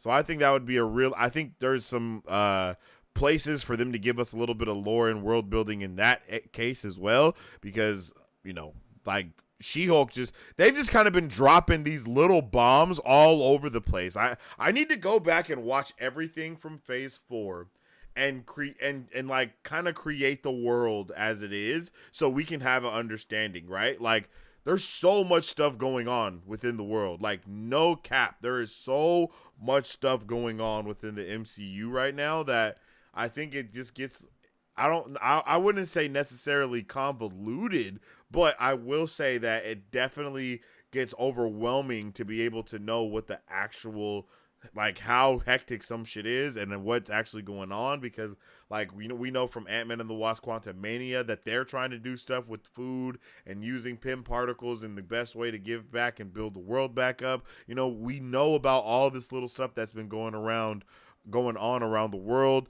coming from Falcon and the Winter Soldier with the Global Repopulation Act, going from She-Hulk with the whole, like I was just talking about, the Sokovia Accords being appealed or repealed, the Us or the Rus, and so much more along the lines of that. So the world that we're looking at in the MCU is pretty damn hectic, to be completely honest. And I think it's going to be even more hectic post what we are getting right now. Hey, yo, shout out to Daniel Mendez for becoming a new subscriber and joining the super fam. I appreciate you, man. Make sure you hop in the Discord. If you hop in the Discord and you are a subscriber on YouTube, you automatically join the super fam. So you just got to get that roll on Discord, and you're able to, you know, just be a part of some other conversations, some deeper threads and things like that, to nerd out a little bit more than just on the surface level of nerding. You feel me?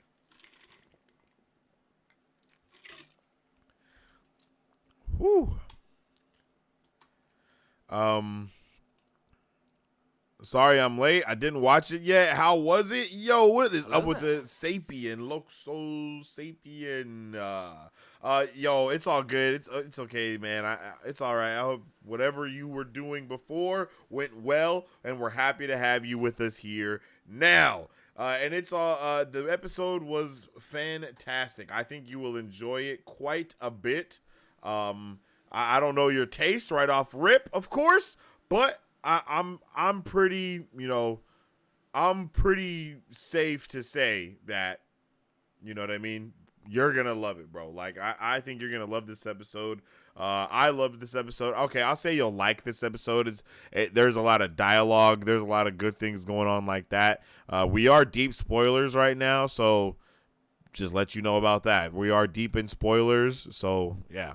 But I think the episode was great. I definitely give it about like a 9 out of 10. I give it a 9 out of 10 because I really appreciated it. I think if it was longer and we got a little bit more meat in the fight, I think that would give me a 10 out of 10 completely. Like if this was a 45, 48-minute episode, and then at the end we really got like a big. I mean, we did get a big fight, really, we did. But if we got a even like bigger fight, I guess you can say, then I would just be even more excited and even more happy or happier about it. Like for real. So I think you'll enjoy it. Definitely. You can rewind this on the replay and watch at the same time. I'll try to go back. Actually, that's something I can start doing is like going back and putting timestamps in the lives. I don't know if you're able to put timestamps in lives for people to be able to skip through, but if I can, then I'll try to do that for you guys so you can, do these watch parties and do a rewatch party if you want to be able to catch all the little subtle nuance things that goes on. You know what I mean? Does that also mean Secret Invasion technically happens before Miss Marvel? No. Well, possibly yes. Damn, I guess that is shit. That is what that would mean because the Marvels picks up right after Miss Marvel. But we don't know what's happening yet until we get the episode. Okay? So until we finish this season, we don't know what's happening. So we got 2 more episodes before we can start making those types of assumption calves. You almost made my brain melt just now. Russian, yes. All of the members of the Winter Guard are available. Sorry, October Guard. Yes. That's fact. All of those October Guards, maybe even I don't think this is a place to see like the Black Knight or anyone like that, but it's possible. Moon Knight? Nah, we won't see Moon Knight. It's possible, but I don't think so. Damn, excuse me. I think Marvel killed Maria for new characters to enter. I mean, you got to clear the slate. Exit Maria, enter Gaia. You know what I mean? And enter Assassin Lady. And Skrull Lady. That's playing Rhodes. Because that's not Rhodey. Imagine Secret Invasion IRL. That shit would be crazy. Maybe the Black Widow girls or Taskmaster will appear. That would be cool. Taskmaster show up. Fury needs superpowered help now that Gravik can just zip his face back up if he gets shot. Yeah, and now he wants to also put everyone else into getting their faces being able to get zipped up and stuff like that, as well. So he definitely needs. He's going to need some backup. And I don't know if episode 5 is going to be about him assembling the team or whatever, or something like that, or what. But he needs some backup, yo. Maybe this is where we get who is it that's supposed to get a show coming out soon? It's the black dude that played as Dr. Manhattan on the Watchmen show, and he is also Manta in Aquaman. Yahya Abdul, is that his name? And he's going to be not Maria Hill. It's with the M. It's with the M. It's right there on the tip of my tongue. He's gonna be. I've said so many names. Wonder Man. He's gonna be Wonder Man. I think it's maybe we could see some Wonder Man enter the fray here. I think someone said something about White Vision showing up, possibly. I think those are some dope possibilities.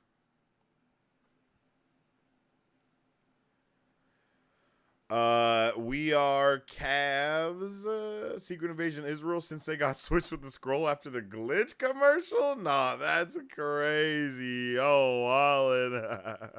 Yo, that's hilarious. Brandon says, I agree. If they would have shown more power use, would have pushed it to a 10. Oh, yeah. I thought bro was about to go in. I thought it was about to go, like, legitimately. I thought Gravik was about to smack everybody right there. And like, I thought Fury was going to barely get away. Like, that's the level that I thought bro was about to go on. But he was like, nah, bro, I'm just going to kill your boy right in front of you, smack this dude to let it be known that I'm a Skrull. You know what I mean? Like, he was just, he went there to make a damn stand, and a damn stand was made. And, I mean, they were speaking Russian and acting like they had powers. So that's a whole new level of war. Like, he low-key did some Homelander shit of, like, being a terrorist as a part of a attack. A super... Wait. Let me get my words together. Being a soup that's part of a terrorist attack. That's probably one of the biggest things that they're scared of. Maybe this is a way to, like, reinitiate, some type of a Sokovia Accords again, you know? Like, maybe this is a lead up into the next Civil War between our Captain America and Captain Marvel this time, you know what I mean? Like, I think that's very possible to be like, yo, this happened. And it's like, yeah, this happened. But for this reason. You know what I mean? So. Yeah, man. I think that's dope. I think that's possible. I think there's a bigger fight in the final episode, but Marvel is not teasing it yet. I hope so. I can't see these last 2 episodes not having any other fighting and stuff in them. I just can't see it. There's no way that Rhodey's been a Skrull the whole time, right? Nah. I think what we've narrowed down is that Rhodey has either been a Skrull since Civil War or since after Endgame. He has for sure been a Skrull since Falcon and Winter Soldier. Like, in Falcon and the Winter Soldier, he's a Skrull already. I'm pretty sure that's safe to narrow down on from all of us. I think we can all agree with that, you know? At the very least.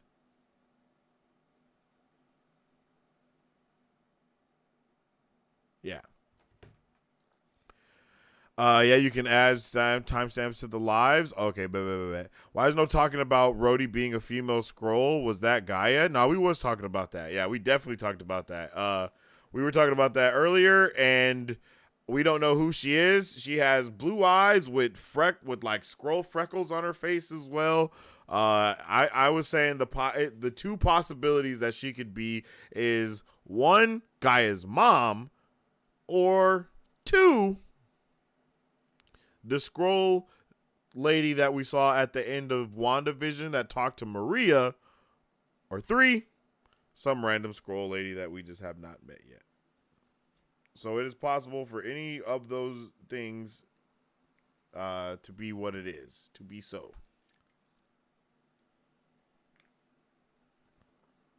Maria ain't dead. Maria is 100% dead. Maria is dead. Talos is dead. Yeah, they dead. I think Rhodey could have been switched with the Skrull after he fell in Civil War. Maybe he did die and a Skrull took over. Yeah, that's kind of what we've narrowed down to as well, Ethan. I agree with that. I think that's a very big possibility. Man, me too, but then they dudded it right after. Not sure what you mean by that. Nah, Rhodey was switched after Endgame. I don't know. It's possible. I think it's safe to say he's either been switched since Civil War or after Endgame. But for sure, he was a Skrull in Falcon and Winter Soldier. And then that led us to, okay, so why was he trying so hard to get the mantle passed down? You know what I mean? He obviously knows a lot of shit is going on. You know what I mean? Like, I think a lot of those things are definitely there. I think Gravik limited his power use because he was going to hit. He was doing a hit pretending to be Russian agents. Yeah, that's really true. But the fact that he showed any powers at all is in it. That's part of the message, bro. Like, that's 100% part of the message. You know what I mean? Like, that's there. He used his powers to let it be known, like, hey, bruh, the Russians just did a hit on the Americans, and they did it with a superhero, or not a superhero, but a mutant, or whatever the hell we're talking about. Just a joke, but I want to see Old Man Cap and a broken Nick Fury on the Sword Saber Station walking around with some canes. That would actually be fire. That would actually be really dope. I would like that a lot.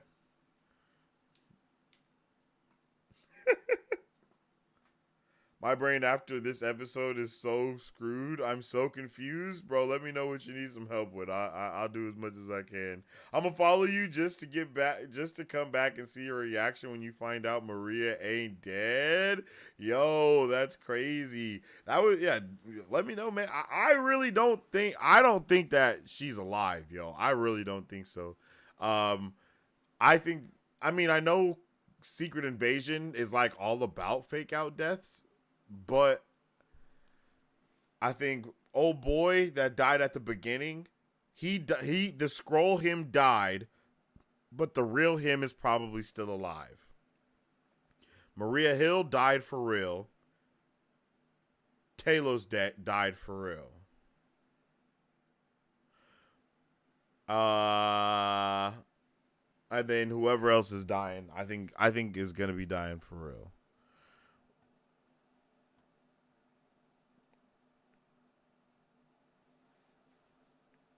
But I just can't see.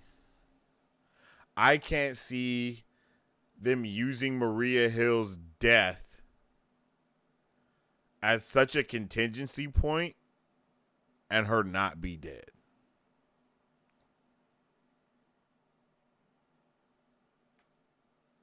Like, I just don't see that happening. Like, is the real Rhodey dead or just tied up in a closet somewhere? If the real Rhodey is alive, then he's at one of those compounds that they have tied, like locked into those mind machines that we saw being used before.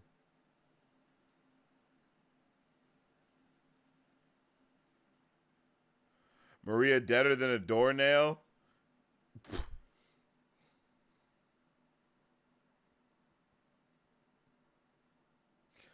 Bruh. I was not ready that, yo. I was not ready. They literally showed her funeral. Yeah, that's facts. Maria is gonna be at LMD. Nah, you're wildin'. This ain't Agents of S.H.I.E.L.D. This is not Agents of S.H.I.E.L.D. I don't think we're going with LMDs. I don't think the MCU is gonna touch LMDs because that's gonna raise way too many questions, and we already got enough questions as it is right now coming from this. You feel what I'm saying? One of the earlier trailers show her walking with a cane. Yeah, I can give you that. Trailers can be quite deceiving though. And it's very possible that was a Skrull. Like, I'm just saying, I just want everyone to understand that anything from these trailers 100% could be Skrulls. I don't see how Fury prevents World War III. I don't think he does. Check me out. Hear me out. Here's what I think is going to be the secret, like the big cameo or the big whatever that's going to happen. Right? My thoughts is that Fury isn't going to stop World War III, but Thunderbolt Ross is. And that's going to be a big reason why he becomes president. I'm just saying. Think of it like this, okay? Hear me out. Here's my nerd brain is now initiated after 2 hours and 23 minutes of discourse and deliberation. This is what my nerd brain has pieced together as a possibility of what can happen. What if, like I was just saying, Nick Fury does not win, he actually loses. And instead, General Ross comes in and handle shit. Very similarly to how it happened in the comics with Iron Man and Norman Osborn.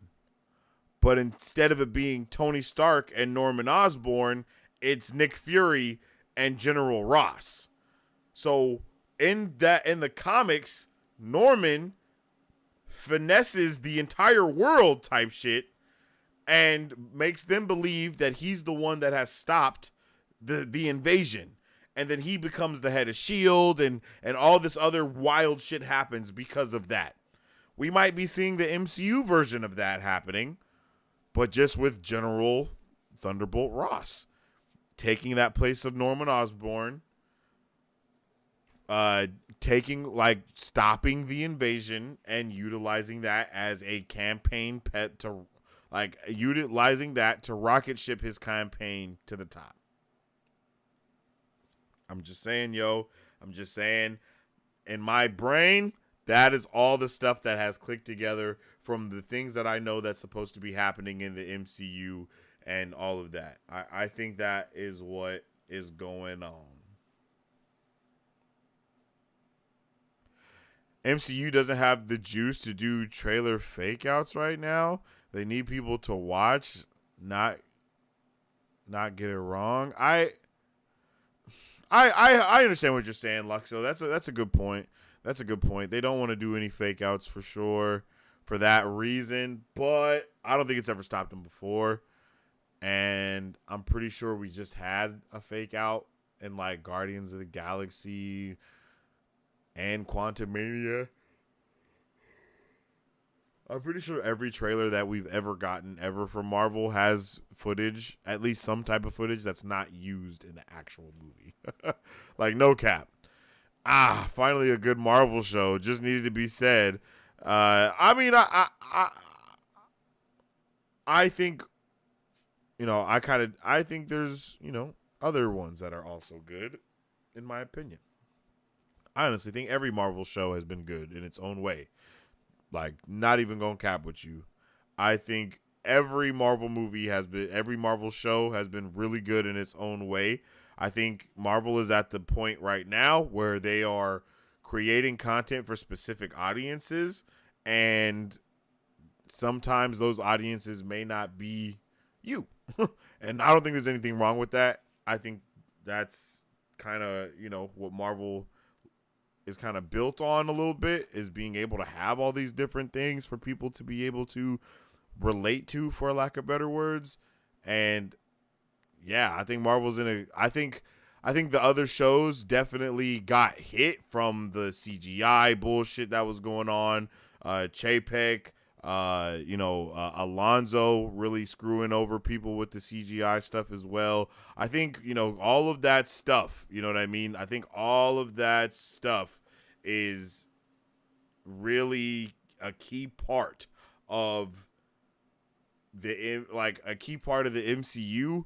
And I think that a key part of why people were losing faith in the MCU, but I think they see that and they've realigned their trajectory. And I feel like everything that we'll get from here on, not everything, but I feel like a lot of the stuff that we'll get from here on out is going to keep getting better and better. The same way how they had to do trial and error with that first era of the MCU, they kind of have to do a new wave of trial and error now with the shows. They have to figure out what is working, what isn't working, what is going to be the same. What do we want to do here? Do we want this show to be tailored more for the children so we can sell toys, or do we want to tailor this more to the adults? Because if we tailor this more to the adults, once it's over, it's over. There's not a lot of toys that we can sell to the adults other than the Hot Toys and the Marvel Legends and stuff like that, of course. But I think that the MCU has been doing a really good job so far. And not just that, you know what I mean? I think that they did exactly what they set out to do with Phase 4. I thought Phase 4 was exactly what it needed to be. I think that huge gap of COVID in between Endgame and WandaVision is really what threw so many people off. I will say that that I'll stand by that forever. I will die on that hill. Is if we did not have that entire gap of like a year plus of no content, bro, 100%. If we just went straight into WandaVision after Endgame without that huge gap, people would have lost their freaking minds. People would have been shitting bricks to figure out that Wanda was going this different way. But instead, people were left with what they saw from Endgame for X amount of time. So when we get to Wanda and then see her also in Multiverse of Madness, people are like, bro, how did we get here? You know, like they didn't, you know, people didn't really figure out how all of that was like going to be correlating with each other. And unfortunately, I think it did hurt. I think it hurt MCU a lot. And I don't think any fandom or franchise can come back from the pain that COVID caused. Not just Disney or MCU or Marvel or anything like that. Also, like everyone, no one has come back from the hit of COVID yet, and I really don't know if if all of these big studios will ever come back from that type of shit. But yeah, that's kind of that. Like Phase 4 was set out to be the book, like Endgame was the book end, but Phase 4 wasn't going to be the new beginnings. It was more of the epilogue of what we just experienced from the Infinity Saga.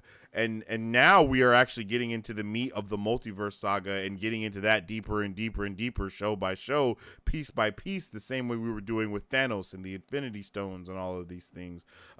We were introduced. The dopest thing about the Infinity Saga is we had no freaking clue what was happening, right? Like we didn't know that the Space Stone was in the Tesseract. You know what I mean? We didn't know that the Ether was the Reality Stone. We didn't know these things yet. So when it all came together, it was amazing. But now we know, and now we're looking for shit, you know? So that was another thing that caused people to be a little bit, you know, heartbroken from the shit that's happened, you know? But Phase 4 was all about not just the send-off. Like, we can't just end it at Endgame and now we just start introducing character after character after character. Like, no, we have to actually show how these characters have been brought into the universe from the shit that is going on within the MCU. You know what I mean? Like, Captain Marvel came to Earth, did help the Avengers beat Thanos, left, and then she inspired Miss Marvel. Kate Bishop saw Hawkeye fighting in the Avengers 1 in that movie, like when he's fighting the aliens and shit with a bow and doing his shit. She sees that, gets inspired. You know what I mean? Like, the heroes that are going to be introduced are literally inspired from the heroes that led before them, and they got to show it in some way. And I am super here for it, yo. Super here for all of it. All of it. Okay. I think my rant's over from that. I can totally see that. Ross saving the day. Yeah, facts. I didn't even think about Ross, but yeah, that does make sense. He does have a mice coming. What? Yeah, I think yes. Imagine if Secret Invasion ends with the post-credit scene like what She-Hulk did with Megan Thee Stallion. That's not the tone of this at all. Marvel got alternate scenes they can use for trailers to deceive the audience, but then leakers exist. Yeah, that's facts. I try to stay away from the leakers once we get into the meat of everything. I'm all for leaks and scoops and all that type of shit, like leading up to something. But once we get like within that 30-day range, I'm like, all right, bro. I don't want to know anything because that's when shit starts getting valid. You know, I don't want I don't want to know definitively this is happening. You know what I mean? I like for things to be up for change and speculation, for discussion. I like that. I've liked everything except for She-Hulk. I get people like it, just my opinion. Yeah, I don't knock anybody that doesn't like She-Hulk at all. I can definitely understand why people don't like She-Hulk. I can understand why people don't like Miss Marvel. I can understand why people don't like Moon Knight. Honestly, all of the shows, I can understand people have their gripes with it. You know what I mean? Like, and I just don't like the stupid gripes that people have with stuff.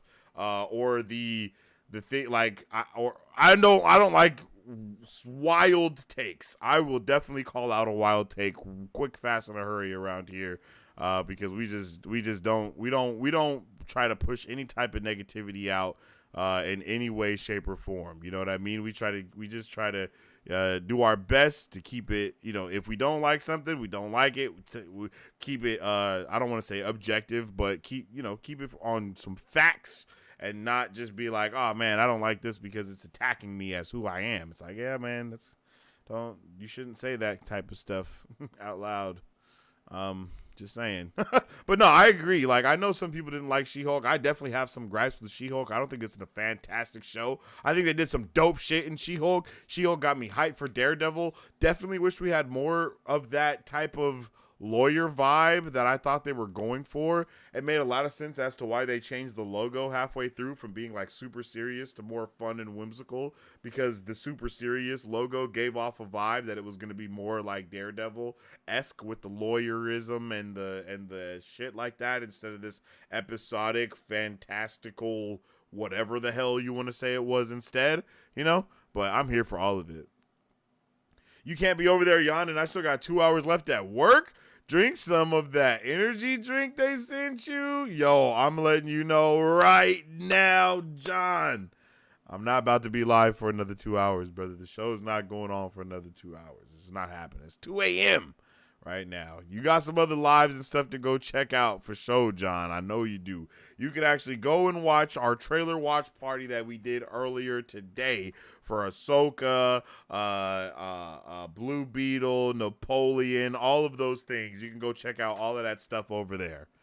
Marvel isn't just trying to make stuff that everyone likes anymore. They are also making niche stuff to draw in new audiences. Yeah, that's a big fact. That's a big fact. And that's what they should do, in my opinion. And, them stepping into the area of doing the rated R Deadpool. If you guys go and check out that video I was talking about earlier that we did for Marvelous Monday, we talk about MCU Max there, where the MCU is trying to make that black label, introducing a lot more rated R type of content to the fray in that way. So that MCU Max is definitely a thing for those niche audiences as well. And then, like things like Miss Marvel, no doubt. I don't know which way they're going with Ironheart, because I know they're doing like magic and like they're gonna have like magic in it. I'm pretty sure Mephisto is supposed to be showing up and like witches and shit like that in Ironheart. So I don't know if that's gonna be as kid friendly necessarily, but I know that they can give us a lot more kid friendly type of stuff, Disney also fired some of the people responsible for making the MCU have a downfall recently, so there's hope. Yeah, that's what I was just talking about. COVID screwed up Hollywood, no cap. Yeah, facts. Phase 4 should be a time to reintroduce characters and new ones, just like Phase 1. That's kind of what it was, to be completely honest, bruv. That's basically what it was. The one that lacked the worst was Thor: Love and Thunder, though. But other than that, Phase 4 basically did reintroduce characters to us and introduce new characters as well, and send some characters off. We got a little bit of everything. Phase 4 was, not gonna lie, under par compared with the previous phases, but Phase 5 is the redemption phase, hopefully. Phase 4 is literally, like, I understand, but once again, I think Phase 4 is exactly what it set out to be. In no way do I think Phase 4 was supposed to be as amazing as the climax of a saga that spent 23 years in the making. You know what I mean? Like, all of those movies that we had just had were pretty crazy leading up to that as well. And then going into it, it was freaking insane. And then coming out of it, we needed to chill out. We needed to take a seat and relax and take a breather so we could just really appreciate what happened. It's just that we didn't get to take that breather at the same time in the MCU, because that's what we were supposed to do. We were supposed to be like, oh shit, ooh, that was crazy. Oh my God. What do we do? And then watch WandaVision and be like, oh man, oh, that was crazy. And then see and then Falcon and Winter Soldier, and then slowly get this new world built out to us at the same time as us catching our breath after Endgame. So sucks, but That's just kind of how he did. Certain shows are designed to draw non-MCU fans who might normally just watch Stars or HBO to try Disney Plus. Yeah, facts. I think that's what this show is kind of doing in itself too. And Andor, something else as well, but I can't think of what the other one was. One thing that probably hurt Marvel was a new show every week, and I think that made people get overwhelmed. Yeah, biggest reason why Chapek got booted and Iger came back. I disagree. When your movies are in the highest box office of all time, the goal is or should be retention. I mean, quite literally, when your movies are the highest in the box office, that's the best time to start doing other things as well, because you just had so much success doing one thing. So it's like, I don't have to do the same thing over and over again because I just did it for like the last 20 years and it was a completely huge success. So now let's start trying some other things out so we can start getting these new fans and we can start getting these new people in, and allow people to venture on to new stuff, right? Like, that's kind of what's supposed to happen. You know, people age up and they age out. So people kind of did age out of, you know, the MCU in a way with the first Infinity Saga. But for those of us that stay around, we're going to stay around. For those that don't, they won't. And for the new ones that are coming in, they kind of get into this new beginning of, oh man, this is a new universe that's kind of established. And then the the multiverse saga is going to bring in all of the everything from everything ever, all at once. We're going to have that go through, and then we're going to get that Battle World saga popping off. And then after that, we're going to see we're going to see like basically a reset happen and have a new MCU created where all these things are different now, and we're going to go forward from that point. So, I think it's hype. I think it's hype city, and I think we have a lot to look forward to. Little off topic, but what you think is going to happen with Jonathan Majors? I mean, from what we've seen kind of occur from the situation, it seems that not only is Jonathan Majors innocent in the situation that is going on, but the woman that was causing a lot of the issues is in way more fault than was led on from the beginning. At least that's from the most recent news that we've seen, where charges are supposed to be brought up on her. Of course, the charges on Jonathan Majors have not been dropped yet, and he still is sanctioned to go to trial next month, I believe it is. But I think that's a big reason why Marvel is kind of on hold, like not doing the San Diego Comic-Con, not doing a lot of things like this, because their contingency plan is hindered on what happens next with Jonathan Majors. So, luckily, there's a lot of evidence. There's body cam footage. There's from body cam footage from the police. There's a lot of things that are in the favor of Jonathan Majors. So we kind of just gotta wait and see what happens next month with the entire situation. And I don't think that. And we see that Marvel hasn't kind of moved on it at all, because after the Johnny Depp situation and all those things like that, we know that Disney doesn't want to just start doing shit because somebody says something. They want to actually do research and make sure that they know what the hell is going on and they know what they're talking about, and they're actually man, I was about to say ruining people's lives that deserve it, but that just sounds terrible. But I mean, hey, if you're out here really beating on women and doing all these wild things like that, then maybe, yeah, you know, that might fall under the wraps for you. Just possibly, just maybe. Phase 4 made room for smaller stories again because audiences are fatigued from just blockbusters. I agree. And I feel like if we got these shows spread out a little bit better, it would have been really good. I honestly, I'm not fatigued at all from Marvel. I could go for a little bit more. I'm just being honest. I could go for a little bit more, in one way or another.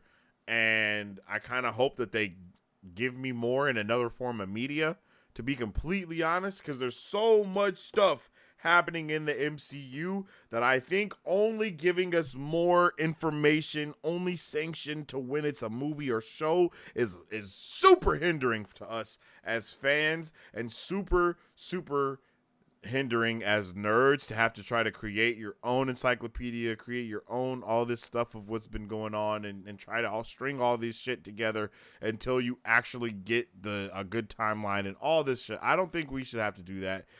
I think we should get some comics that are going on and all these things. Like, for real, I think we should have a whole bunch of shit going on there. Megan Thee Stallion kind of ruined my vibe on watching She-Hulk. I'm sorry about that. I feel you. I can understand. I can't, but I can at the same time. But it's all about what you were kind of looking for, I guess. Ahsoka's gonna be peak? Man, that's an understatement. I literally almost passed out when I saw that trailer for Ahsoka earlier today. I love the Deadpool and She-Hulk relationship-ish and the return of Abomination. Yeah, I like that too. I like the whole fourth wall break. I don't know, man. Eternals and Multiverse don't seem like small stories. Maybe Black Widow and Shang-Chi. Maybe. I mean, Eternals definitely wasn't a small story. I'll give you that 100%. But okay, let me think. I agree. But at the same time, they were small stories. Right? Like, Eternals really wasn't a small story. Eternals was like a mini Avengers movie, to be honest. But people weren't ready for that level of storytelling in the MCU. I don't know if people ever will be. I think people really don't know what they want also when it comes to stuff like that. And I think people just hear a bunch of terms said by other people on the internet and then say it as well, and don't really understand the meaning behind it. And I'm not even talking shit. I'm just saying, like, straight up, I think people just kind of like to regurgitate information on the internet. And I think that hurts a lot of stuff. But Eternals was a 10 out of 10 for me. I loved that movie, honestly. The fighting, everything about that movie was incredible. Seeing Arishem the judge, incredible. Interesting creative choices, of course. But the dialogue was dope. Having the creator of that movie getting some direction and help from the creator of Dune definitely showed, and definitely was something that I appreciated just coming out of Dune, I believe, or going into Dune or whatever. I can't remember how those released, but it was just so dope to have that level of storytelling and that level of like commitment to awesome and scale, and presence. I just loved that from Eternals. That was one of my favorite movies. But I think that's one of the biggest things, if you think about it though, right? Is those movies don't seem like small movies, but they are small movies in the realm of what we're actually about to be doing, bro. Like, that's the biggest thing that I'm trying to even kind of get to, is that these movies are so small when we're talking about we're building up to Secret Wars. We're like Multiverse of Madness is a small movie when we're talking about Deadpool and Wolverine going on like a buddy cop-ish adventure through all of the Fox universe and seeing multitudes of Fox characters come back for that movie. Like, that's humongous compared to what we got from Multiverse of Madness, right? Like, these things are the things that are actually going to be happening in this saga when it comes to those big movies are next level. And a lot of these movies are going to feel like a bunch of mini Avengers movies, but with that comes people not okay with that, but it makes it harder because the world has to be more cohesive and has to click together, and all these other things have to happen, right? So you have this huge thing with and people it got to the point where people didn't even realize that Loki set up No Way Home, that set up Multiverse of Madness. It's not like it just happened. And then you also had WandaVision set that up too. So you had WandaVision, Loki, 2 out of the 4 MCU shows that they dropped first, set up No Way Home and Multiverse of Madness, which is the other 2 of the movies that also were dropped first out of the 4. You know what I mean? So 2 out of the 4 set up 2 out of the 4. Excellent execution, in my opinion. I think if Disney is gonna own pretty much everything, they need to start doing R-rated stuff. I'm glad they are doing it for Deadpool. Yeah, they're doing it for a lot more stuff too, and it's dope to see that. Iger is known to have a great status in Hollywood circle. Hopefully, this is good news for Marvel. Yeah, I think it is good news for Marvel because Iger is the guy. I mean, Iger and Kevin Feige are literally what built what we have right now. So it only makes sense to kind of get more of that going. When do you think Ghost Rider will be introduced, and who would you want to play him? No idea who I want to play him, but I believe that he can be introduced either in Agatha Covenant Chaos, whatever they use Black Knight in, if they use him in something else first, and or putting him somewhere like in the realm of like Echo or Moon Knight, because I know that Echo and Moon Knight are both like on that like vibe of shit of like not selling your soul, but yes, selling your soul, and like talking to the gods or the demons in Ghost Rider's case. And we know Kevin and Chaos is supposed to link to Mephisto, so we might even get like a rumor or like a hint to him or something like that. I think there's a lot of possibilities. I was Danny Ketch Ghost Rider. Hopefully Loki will reveal the fate of the Kangs with those recent reshoots. Gaia, yeah, that's possible. I think that's possible. I don't know what the hell is going to be going on with Loki. I'm just going to flat out say I don't know. Gaia didn't like her father's plan or Gravik's plan, so what's next for her? Most likely coming up with her own plan or just kind of trying to figure it out. You know, like, I don't know. Or picking up her father's mission and continuing with that. In a lot of ways, that's what it takes is like, you know, the death of the mentor figure to finally make the person realize that, you know what, maybe we shouldn't be killing everybody. I think Fantastic Four casting also had a factor to Marvel not joining the recent Comic-Con. I don't think so. Personally, I don't think that had too much to do with it. Personally. I want James Gunn's DCEU to be good so bad, and I think it will be. Yeah, I agree, Ethan. I think they have all of the pieces for it to be fantastic. It's just all about that execution. I was actually talking about this with Frosty earlier today, and that was that it's kind of insane to think that the way things are sounding with James Gunn's DC universe right now is it sounds like we're getting like dropped smack dab in like the middle of season 2 of Young Justice, and but from the point of view of heroes instead of from the sidekicks' point of view. You know what I mean? Like, that's really how it feels. Like it feels like we're getting like smack dab in between season 2 and season 3 of Young Justice from the heroes instead of the sidekicks' point of view. Like, I'm super down for that. Is Echo the next MCU TV show? And if so, do you think it will connect to Secret Invasion, or my choice focus on a smaller street level plot? Is Echo the next show? I don't know if it's Echo or Loki. I think Loki is next and then Echo. I don't think it's Echo and then Loki. I might be wrong about that, but I think Loki is next and then Echo. I think. But I think things got shifted around a couple times as well, so who the hell really knows? Am I right? Who the hell really knows?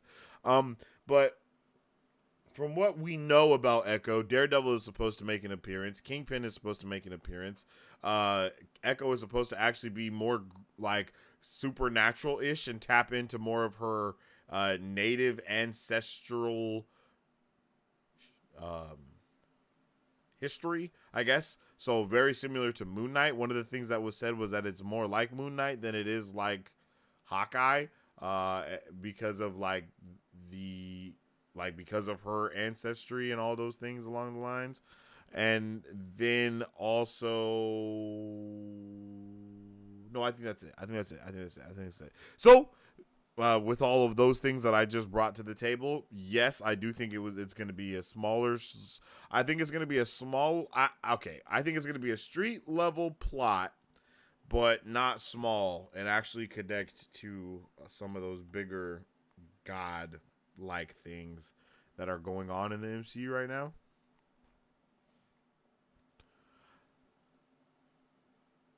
I think Eternals is overhated. I don't think it was that terrible. I don't think I don't think it was terrible at all.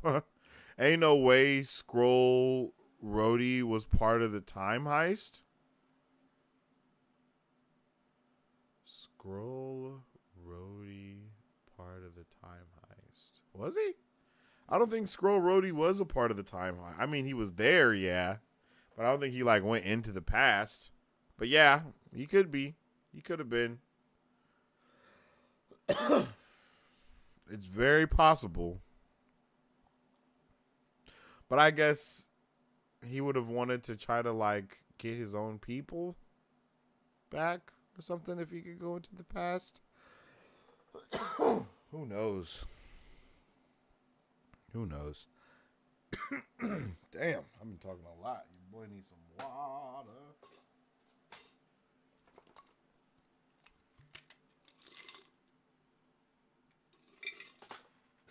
Not enough. There were good and bad things in Eternals. Facts. I agree. I did not like Eternals from a story standpoint. Some of the actors didn't work for me.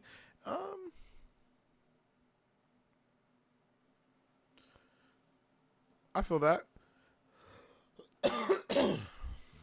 There are smaller movies in that they don't have characters from multiple other movies all in one, so they build up to other larger crossover films. Exactly. Yes. I agree. Sure, but the stakes in Phase 4 can't get much higher, not until Secret Wars? What? That's a wild thing to say.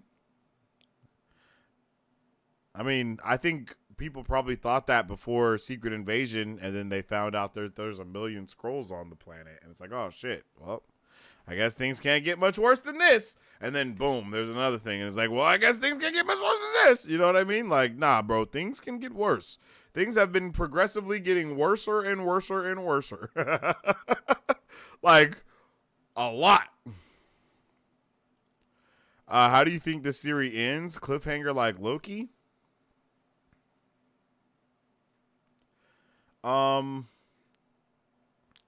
Like Loki, possibly.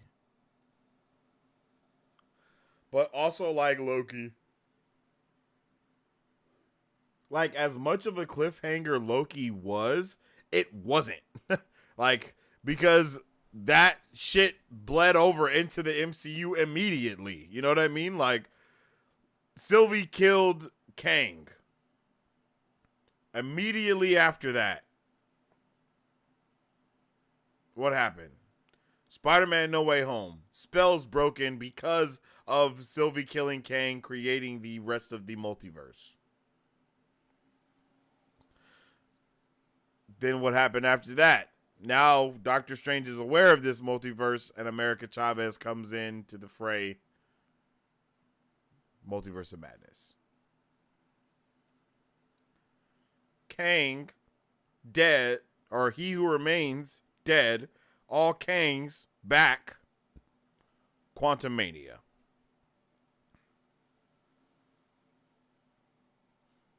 Quantum Mania, other Kangs that are also here, and then we're kind of circling right back to Loki. You know what I mean? Like,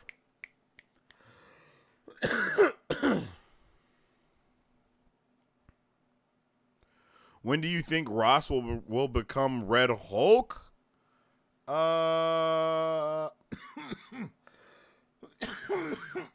Excuse me.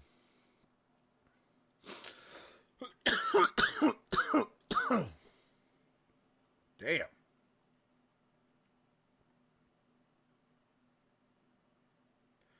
Either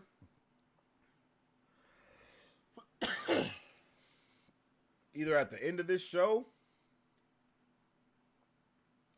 in Armor Wars, in Captain America, or Thunderbolts. I think those are 4 really good options for him to show up in. Most likely, he'll show up in Captain America, Brave New World as Red Hulk first. Yeah. That's kind of what I think is most likely. I freaking love Young Justice. It makes me whelmed. Hella whelmed, yo. Hella whelmed. The whole Rhodey situation just has my mind racing on what could be happening or what did happen. Yeah, I agree, bro. It is really mind-boggling to think about the implications that sets into play. You know what I mean? Like, super sets into play. It's 2:28 a.m. It's actually 2:30 now. Well, 1 million Skrulls on Earth isn't much in comparison to the destruction of the multiverse. I mean, not necessarily. I think, in my opinion, life goes on for everybody. So, to the people that don't know that shit is going on with the multiverse, the biggest thing to them would be the Skrulls. And to the people who don't know about the Skrulls, the biggest thing to them would be like Kingpin and the Power Broker. And then, you know what I mean? Like, there's levels to this shit, basically, you know? So, until our ground level heroes know about about the Secret Wars shit that's going on, it's like they still have to worry about what's going on within they shit, you know? And like, look how long it took Thanos to matter at the scale that he matters. You know what I mean? That whole time he was going throughout the galaxy murdering half of life on planets. So, you know, just like that was happening, but that didn't stop any of the little shit that we saw going on in the MCU. You know what I mean? Like, it's not like, oh man, who cares about Wakanda when you got Thanos going on out here killing half of each planet? Like, nah, bro, there's levels to this shit. Actually, can the Sorcerer Supreme see Skrulls the way the Ancient One saw Banner inside the Hulk?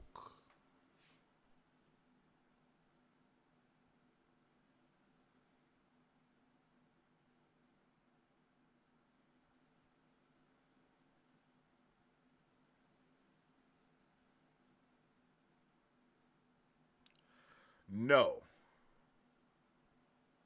Because Banner's consciousness and Hulk's consciousness were inhabiting one body, and the Ancient One saw the Bruce Banner's true self inside of the Hulk, and she pushed him out and left Hulk inside of his own body. But in this case, it is one consciousness and one body together. So, I believe that's what that is. And we can even possibly chalk that up to her tapping into the dark dimension and using some of that energy as well, because we know that she was doing that to keep herself young, and no doubt using it to do a whole bunch of other powers and stuff that we don't know about. So that might be one of the reasons why she was able to do that, and Doctor Strange or Wong may not have that same level of power. I don't think that's just like an Ancient One thing, you know what I mean? And that was so long, and at that point in time, it was long ago in 2012, so, you know, and who's to say that they would even care? Also, you know, who would say that they even care? 1 million Skrulls on Earth who are trying to take over so they can invite all of the other Skrulls in the universe to come here, which is insane. Maybe I missed this, but when did Gravik get Extremis? Who did they get that from? The Extremis is the Extremis from the Iron Man shows. We also saw the Extremis in Shang-Chi fighting, if I'm not mistaken. So they just kind of got the DNA from that. But we are the audience. What's at stake doesn't just mean something to those that can see it. It's what it means to us. Yeah, and I believe that it means to us the same thing that it could mean to those characters, because we are following them on that journey. The same way that the show that we're watching right now, that is Secret Invasion, means a lot to us when we know that the multiverse saga is happening right now also. You know what I mean? I mean, we are literally examples of the thing right now. You know what I mean, Luxo? Picture the first time Frank Castle shoots a Skrull who's impersonating a criminal, and it turns that, it turns that's a way to connect street level and larger shows. Yeah, that actually would be freaking fire. I would love to see something like that. I think that would be crazy amazing. So does World War III start next episode? I don't think we know about World War III starting at all, but if it was to start, it would probably be in the next episode or the episode after that to send the world into turmoil. An attack on the president is definitely going to send some shit into turmoil for sure. You know what I mean? Like 100% for sure. Like, it's going to be crazy. Like, if it does start, honestly, it's like this. I honestly do not think we are going to see World War III happen at all. And I think that is what all of Captain America Brave New World is about how the World War III was diverted and now how we will move forward as a Brave New World after this psycho crazy Skrull invasion. And do they create a Skrull finder machine in the comics? I can't remember. I think I might be thinking about something else. I don't know if I'm thinking about Secret Invasion, but I feel like there's a Skrull finder machine. Once again, man, I don't know. There's just so much nerd stuff up in this brain. So I might be thinking about something completely different. But once again, I think there's something to be able to tell who's a Skrull. And if something technology or something like that gets invented, it'll be amazing.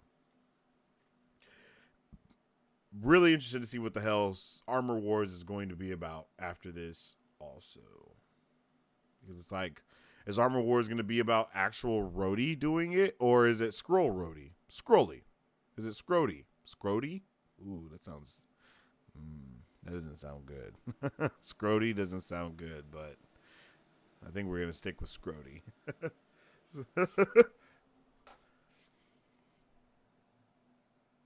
So we'll have to see. We'll have to see what's going on with that.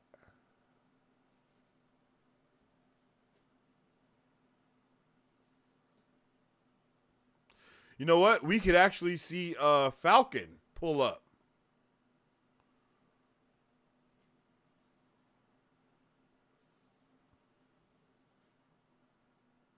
Bro, I don't want to say Mexican Falcon and Black Captain America, but that's I can't think of anyone's names right now. So I'm just going to say Falcon and Captain America. Falcon and Captain America, they could pull up, but we could just see Captain America pull up. I don't think we could see, like, Kate Bishop pull up. That's too far. Everything's been happening, like, you know what I mean? Like, one after another. So that's why I'm thinking we're not really going to see anybody get there too quickly in, like, from episode 3 to episode 4. Because it's going to be, like, the next day from episode 4 to episode 5. Like, episode 5, it's going to pick up with them probably in the car driving away. You know what I'm saying? So I don't think that gives enough time for someone to get from here to there and be in that next episode. It'll probably be in the episode next. You know what I mean? The attack on the president should logically cause the Avengers and or Thunderbolts to deploy to Russia to rescue him. Yes, facts. But I don't know how fast they could go. They definitely have some fast jets and shit like that. So no doubt they could get there pretty quickly. Jesus. My bad, y'all. I've just been talking a lot. Your boy needs some water. So yeah.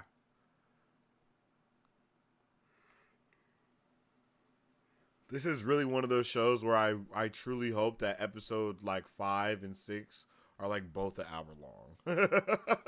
You know what I mean? I think that would be incredible. Yo, guys, we are literally 1 like away from 30 likes on the stream. If you haven't dropped a like already, make sure you do so right now, right this instant. and help us get to those 30 likes, bro, because we definitely need them, and we definitely appreciate all the help from all of y'all. All right. Today was a freaking fantastic episode of Secret Invasion. I enjoyed it quite thoroughly. I am really excited to see what's going to be going on next week. I think next week's episode is going to be yet another banger, banger episode in this Heezy for Sheezy. Hey, yo, we just hit 30 likes. Yo, thank you. Definitely appreciate. Oh, yo, the likes are still going up. Definitely appreciate y'all. It's Hype City in here. I definitely appreciate all of you. Round of applause for all you beautiful people. Most definitely. This has just been a lovely vibe to have you all here tonight. For real, for real. I'm convinced the real Rhodey is in a closet tied up like he has a show coming. Yeah, that's crazy. He has a movie coming. The show has been turned into a movie. So, you know, the movie could be about real Rhodey trying to find all the technology that the Skrulls may have stolen. Who knows? Show some of the Draxus. Man, I don't know if you've seen Secret Invasion yet, but man, it was a fantastic episode. Armor War. I think Armor Wars will be about Rhodey confiscating his armor from Skrull Rhodey. Ooh, that would be really dope. Rhodey versus Scrody. That would be really cool. And then see Scrody end up being like a super Skrull or something as well. That would be dope.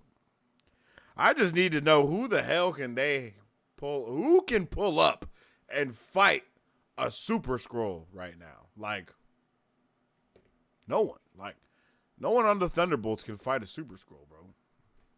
Like, what? It's over, bro. Like, it's not happening. Who? Yelena? Nah, son. Red Guardian? Hell no. U.S. Agent? Hell to the Nizal. I can see the Winter Soldier taking him out, though. I can see that. I'm not going to lie. I can see the Winter Soldier fighting a Super Skrull. I can see all of them fighting a Super Skrull and beating one. But if there's more than one G, I honestly don't know how the universe gets out of that. Like, yeah, I just don't see that.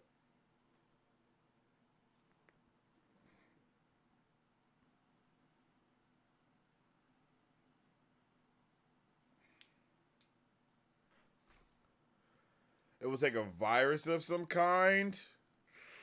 I don't see that either. I'm not going to lie. That sounds even worse. There's no way Gaia's going for that. Oh, so you're just going to inject Skrulls? Nah, she's not going for that. I can see Fury. I can see it sneakily happening still, though. I mean, Fury just had that track serum. I can see that being utilized in some way to kind of like, well, keep track of them or something. But how do you even do that, you know? I don't know.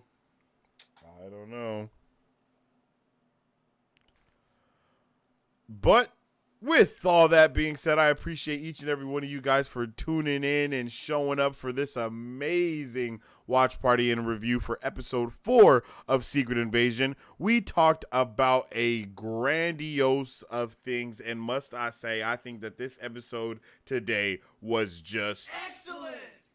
No cap. So I definitely hope each and every one of you guys appreciated this episode today. And I'm definitely interested in hearing all your thoughts, theories, and opinions about whatever else may be going on. If you guys aren't already, jump into the Discord where the conversations are always going. We're trying to keep the conversations up and running and you know, moving along more and more. If you guys haven't already, make sure you follow us on social media at Marvel Bros and stay up to date with all the latest news, movie reviews, and content that we post every single day.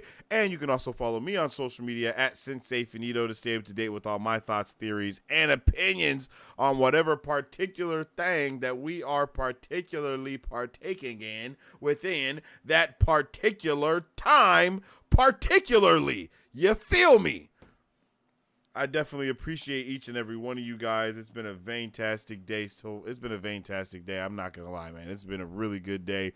It's awesome to have all you guys here and showing up. And we are going to be doing these watch parties for the rest of everything. We're doing watch parties for Secret Invasion, watch parties for Ahsoka, watch parties for everything possible to do a watch party for. So make sure you guys tune in and all the other plethora of shows and videos that we will have at your disposal coming out soon. So yeah, definitely appreciate each and every one of you. Drop a like on the stream if you haven't already. And as I say all the time, make sure you stay awesome, stay nerdy, and don't forget to stay marvelous. Excelsior. If you guys would like to support Marvel Bros, all you gotta do is visit our website at www.marvelbros.com and buy some merch. Represent the superfan. Or you can join our Patreon to get early access to content, patron-only scoops, giveaways, private Q&As, and those sacred watch parties. We appreciate you guys. We'll catch you on the next one. Excelsior. On today's pop culture news update.